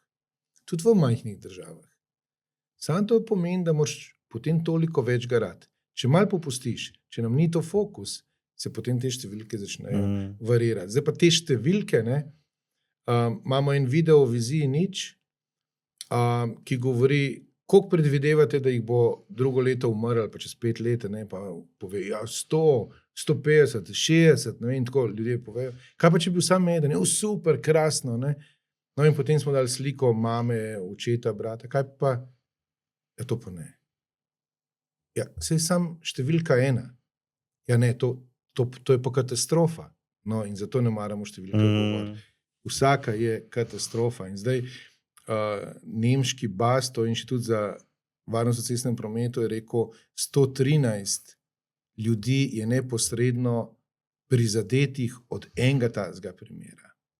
Tle so reševalci, tle so policisti, tle so žalarji, če hočete, tle so medicinske sestre, tle so sošolci, sorodniki, prijatelji, skrite ljubezni, o katerih ne moreš govoriti, pa je prizadeta. Nobenemu ne more povedati za to bolečino, si predstavljate.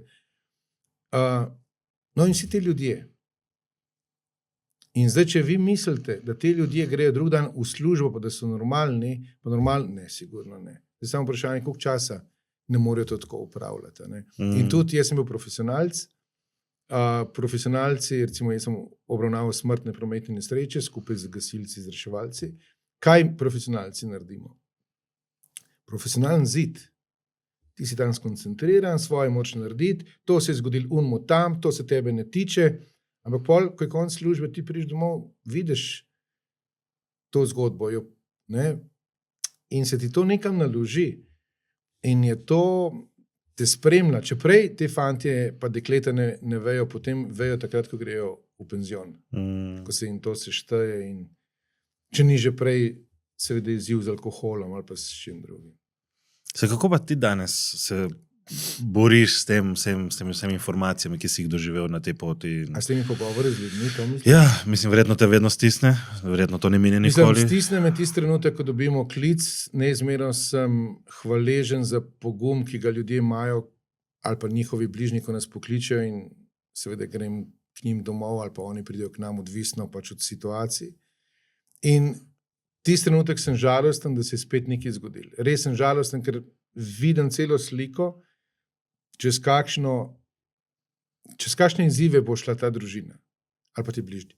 To mi je tako hudo. Ko pridem pa tja, ali pa sem s temi ljudmi, jih pa po tolikih letih imaš nek dar, da vidiš približno, kje so, kaj jih čaka in jim želi samo dati. Potem je pa ta svoboda, ki sem rekel, ta ljubezen, mi jim damo informacije. Vsak vzame pa jabolko, hruško, banano, vsak na svojem je. Če bo iz tega naredil en super džus, svoj lasten, bo šel prej iz tega in bo šel prej v normalno življenje. Če tega ne zmore zaradi številnih ran, izzivov, ki jih imamo v vsakdanjem življenju, se to prelongira. Je pa zelo nekaj izzivov. Eden je eden je materialno in to sta dve veliki oviri. Materialno nas zmerom vleče nekako nazaj, ker si želimo biti tako, kot smo bili prej, pa denar, pa kariera, pa tako, pa takrat več zgubi pomen. Drugo je pa kjer želimo vse z glavo rešiti in se ne prepustimo, jaz rečem vesolju ali pa Bogu ali pa karkoli to pač že pomeni, ker ta nam skozi nam govori, joj, to ni tako, sem tam prebral. Tudi jaz sem prebral, da po taki poškodbi glave, kot je imela moja hči, umrejo oziroma so prizadeti. Je ta deklica karkoli reče, pa naredi, pa čeprav sem včasih da kaj jezen. Tak lep ugledal mi je, da ta moj spet črno-beli svet ali pa 1+1, ker sem inženir, 1+1 je 2, pa mi pokaže, da je 8. Ne? In to iščem tudi v vas, mene zanima ta del vaš. Lepo. Mogoče samo še malo o tvoji poziciji na evropskem nivoju, kako se spremeni odgovornost, ko pa prideš še do težke. Ja, nisem Čeferin. Aleksandar je top pravnik, ima zelo zahtevno funkcijo, vodi najbolj popularen šport z največ milijardami in to je najbrž velik izziv. In najbrž si je to zbral, predvidevam. Ga poznam osebno, ampak mu pritiče, ker ima top lastnosti. Na drugi strani, biti predsednik Evropskega združenja žrtev prometnih nesreč, pa predstavljaš ljudi, ki so utrpeli hude posledice, tega si ne zbereš in tega si ne želiš. Če si nekdo to želi, je bolan. Jaz mislim, da je v glavi bolan. Je pa dejstvo, da so te organizacije pred 91 leta je bilo to ustanovljeno, ustanovil je Italijan, diplomat, ki je izgubil svojega sina v prometni nesreči, delal je v Ženevi, Ženeva je tak en center, bila takrat ekonomske moči in še česa drugega. In je dal smernice, kaj mora taka asociacija, združenje delati, početi, predvsem pa, da smo volonteri in si sami krijemo vse stroške. Se pravi, to je kar en tak zalogaj. S tem nas je očitno naredil ponižne, se pravi, da neko moralno moč, ki jo imamo, jo ne izrabimo.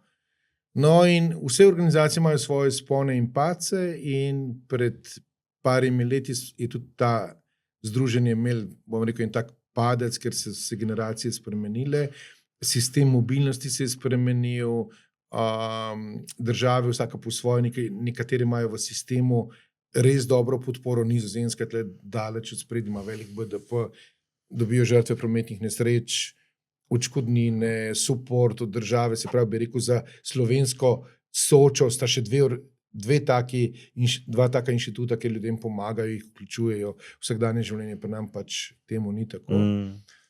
No in smo imeli kongres, no in jaz sem profesionalc na področju varnosti v cestnem prometu, no in se je volilo novo vodstvo in sem jaz se tako odločil. Jaz sem že bil enkrat podpredsednik in sem seveda te interesne sfere spoznal, nisem jih več dal, pa tudi ne maram več potovati in hoditi v prazne hotele, sobe, mislim, no, tako, hoteli niso prazni, no, in na te kongrese in tako.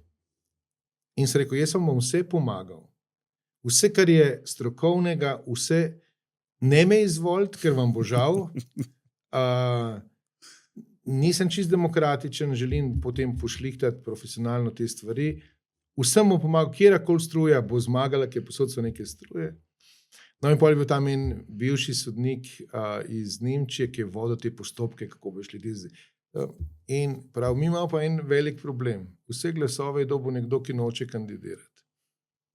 No in tako so me izvolili in v bistvu sem potem razmišljal, a to vzamem ali ne, ker vem, kaj to pol pomeni. No in zdaj, jaz sem prevzel pol to funkcijo in zdaj smo v obdobju, kjer postavljam kolege odgovorne za različna področja, naredili smo kar veliko korakov, mi smo bili sedežem v Ženevi, zdaj imamo v Bruslu, projektno smo usmerjeni, tako da, tako, kar lepo, krasno, ampak zanimiva zgodba je ta evropska, no, to tako, seveda pol srečaš spet tudi druge izzive v drugih državah, in si mislim, da kot civilizacija, pa kot človeštvo,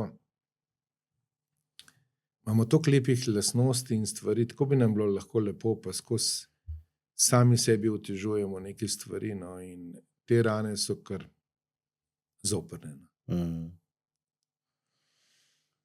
Mogoče še ob koncu, kje se ti vidiš čez 10 let, čez 20 let? Mislim, sem človek, ki nima socialnih medijev, pa ne glede na to, da sem bil PR, kar je nenavadno. Ne? In mlade generacije, ko sem na tej funkciji, pravijo, gospod Štaba, vi ne obstajate, vas ni več, ni vas nikjer. Zdaj, če to kakšna punca reče, pa me pa skušajte, če ne obstajam. Ne?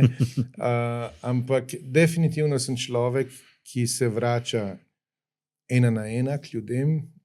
Socialni mediji so potrebni, organizacije jih imamo, nagovarjamo, je to svet mladih, ampak jaz sem, bi rekel, pol ta človek v tem zatonu, kar se tega tiče, bolj bogatstvo vidim v ljudeh in z vso pravico in trmo še vztrajam na temu in se vidim v teh razmerjih za ljudmi.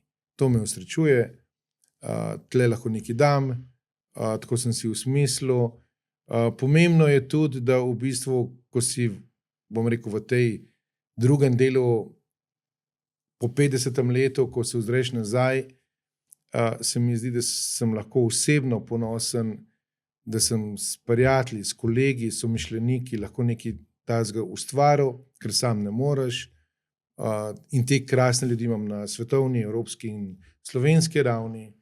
Hvaležen sem vsakmu posamezniku, ki je nekaj participiral, da razume to bolečine, s katere je to nastal in da se trudimo, da drugi te bolečine ne bi spoznali. In ta pot mi je, želel bi si pa v tem mojem timu, da pridejo zdaj mladi, že imamo, no, da to prevzamejo naprej in ko bo prišel dan, da bom profesionalno rekel, zdaj je pa dovolj, še vsem, da lahko kaj rečeš, da te pokliče za kak nasvet, če bojo v tistem času še mir, ljubezen, svoboda, kar ni samoumevno in se ljudje moramo za to kar zboriti. Hvala ti za čas, Hvala. za vse te zgodbe. Hvala za to, kar počneš. Ja. Mislim, s tem tudi mojemu otroku pomagaš in meni. Enako. Tako da, hvala ti. Hvala. Hvala tudi tebi, ki nas spremljaš, da gledaš, komentiraš, lajkaš, deliš. Brez tebe ni nas. Če želiš podpreti projekt, imamo tudi membership YouTube, kjer lahko pomagaš na takšne in drugačne načine. In zapomni si, tudi danes je tvoj dan.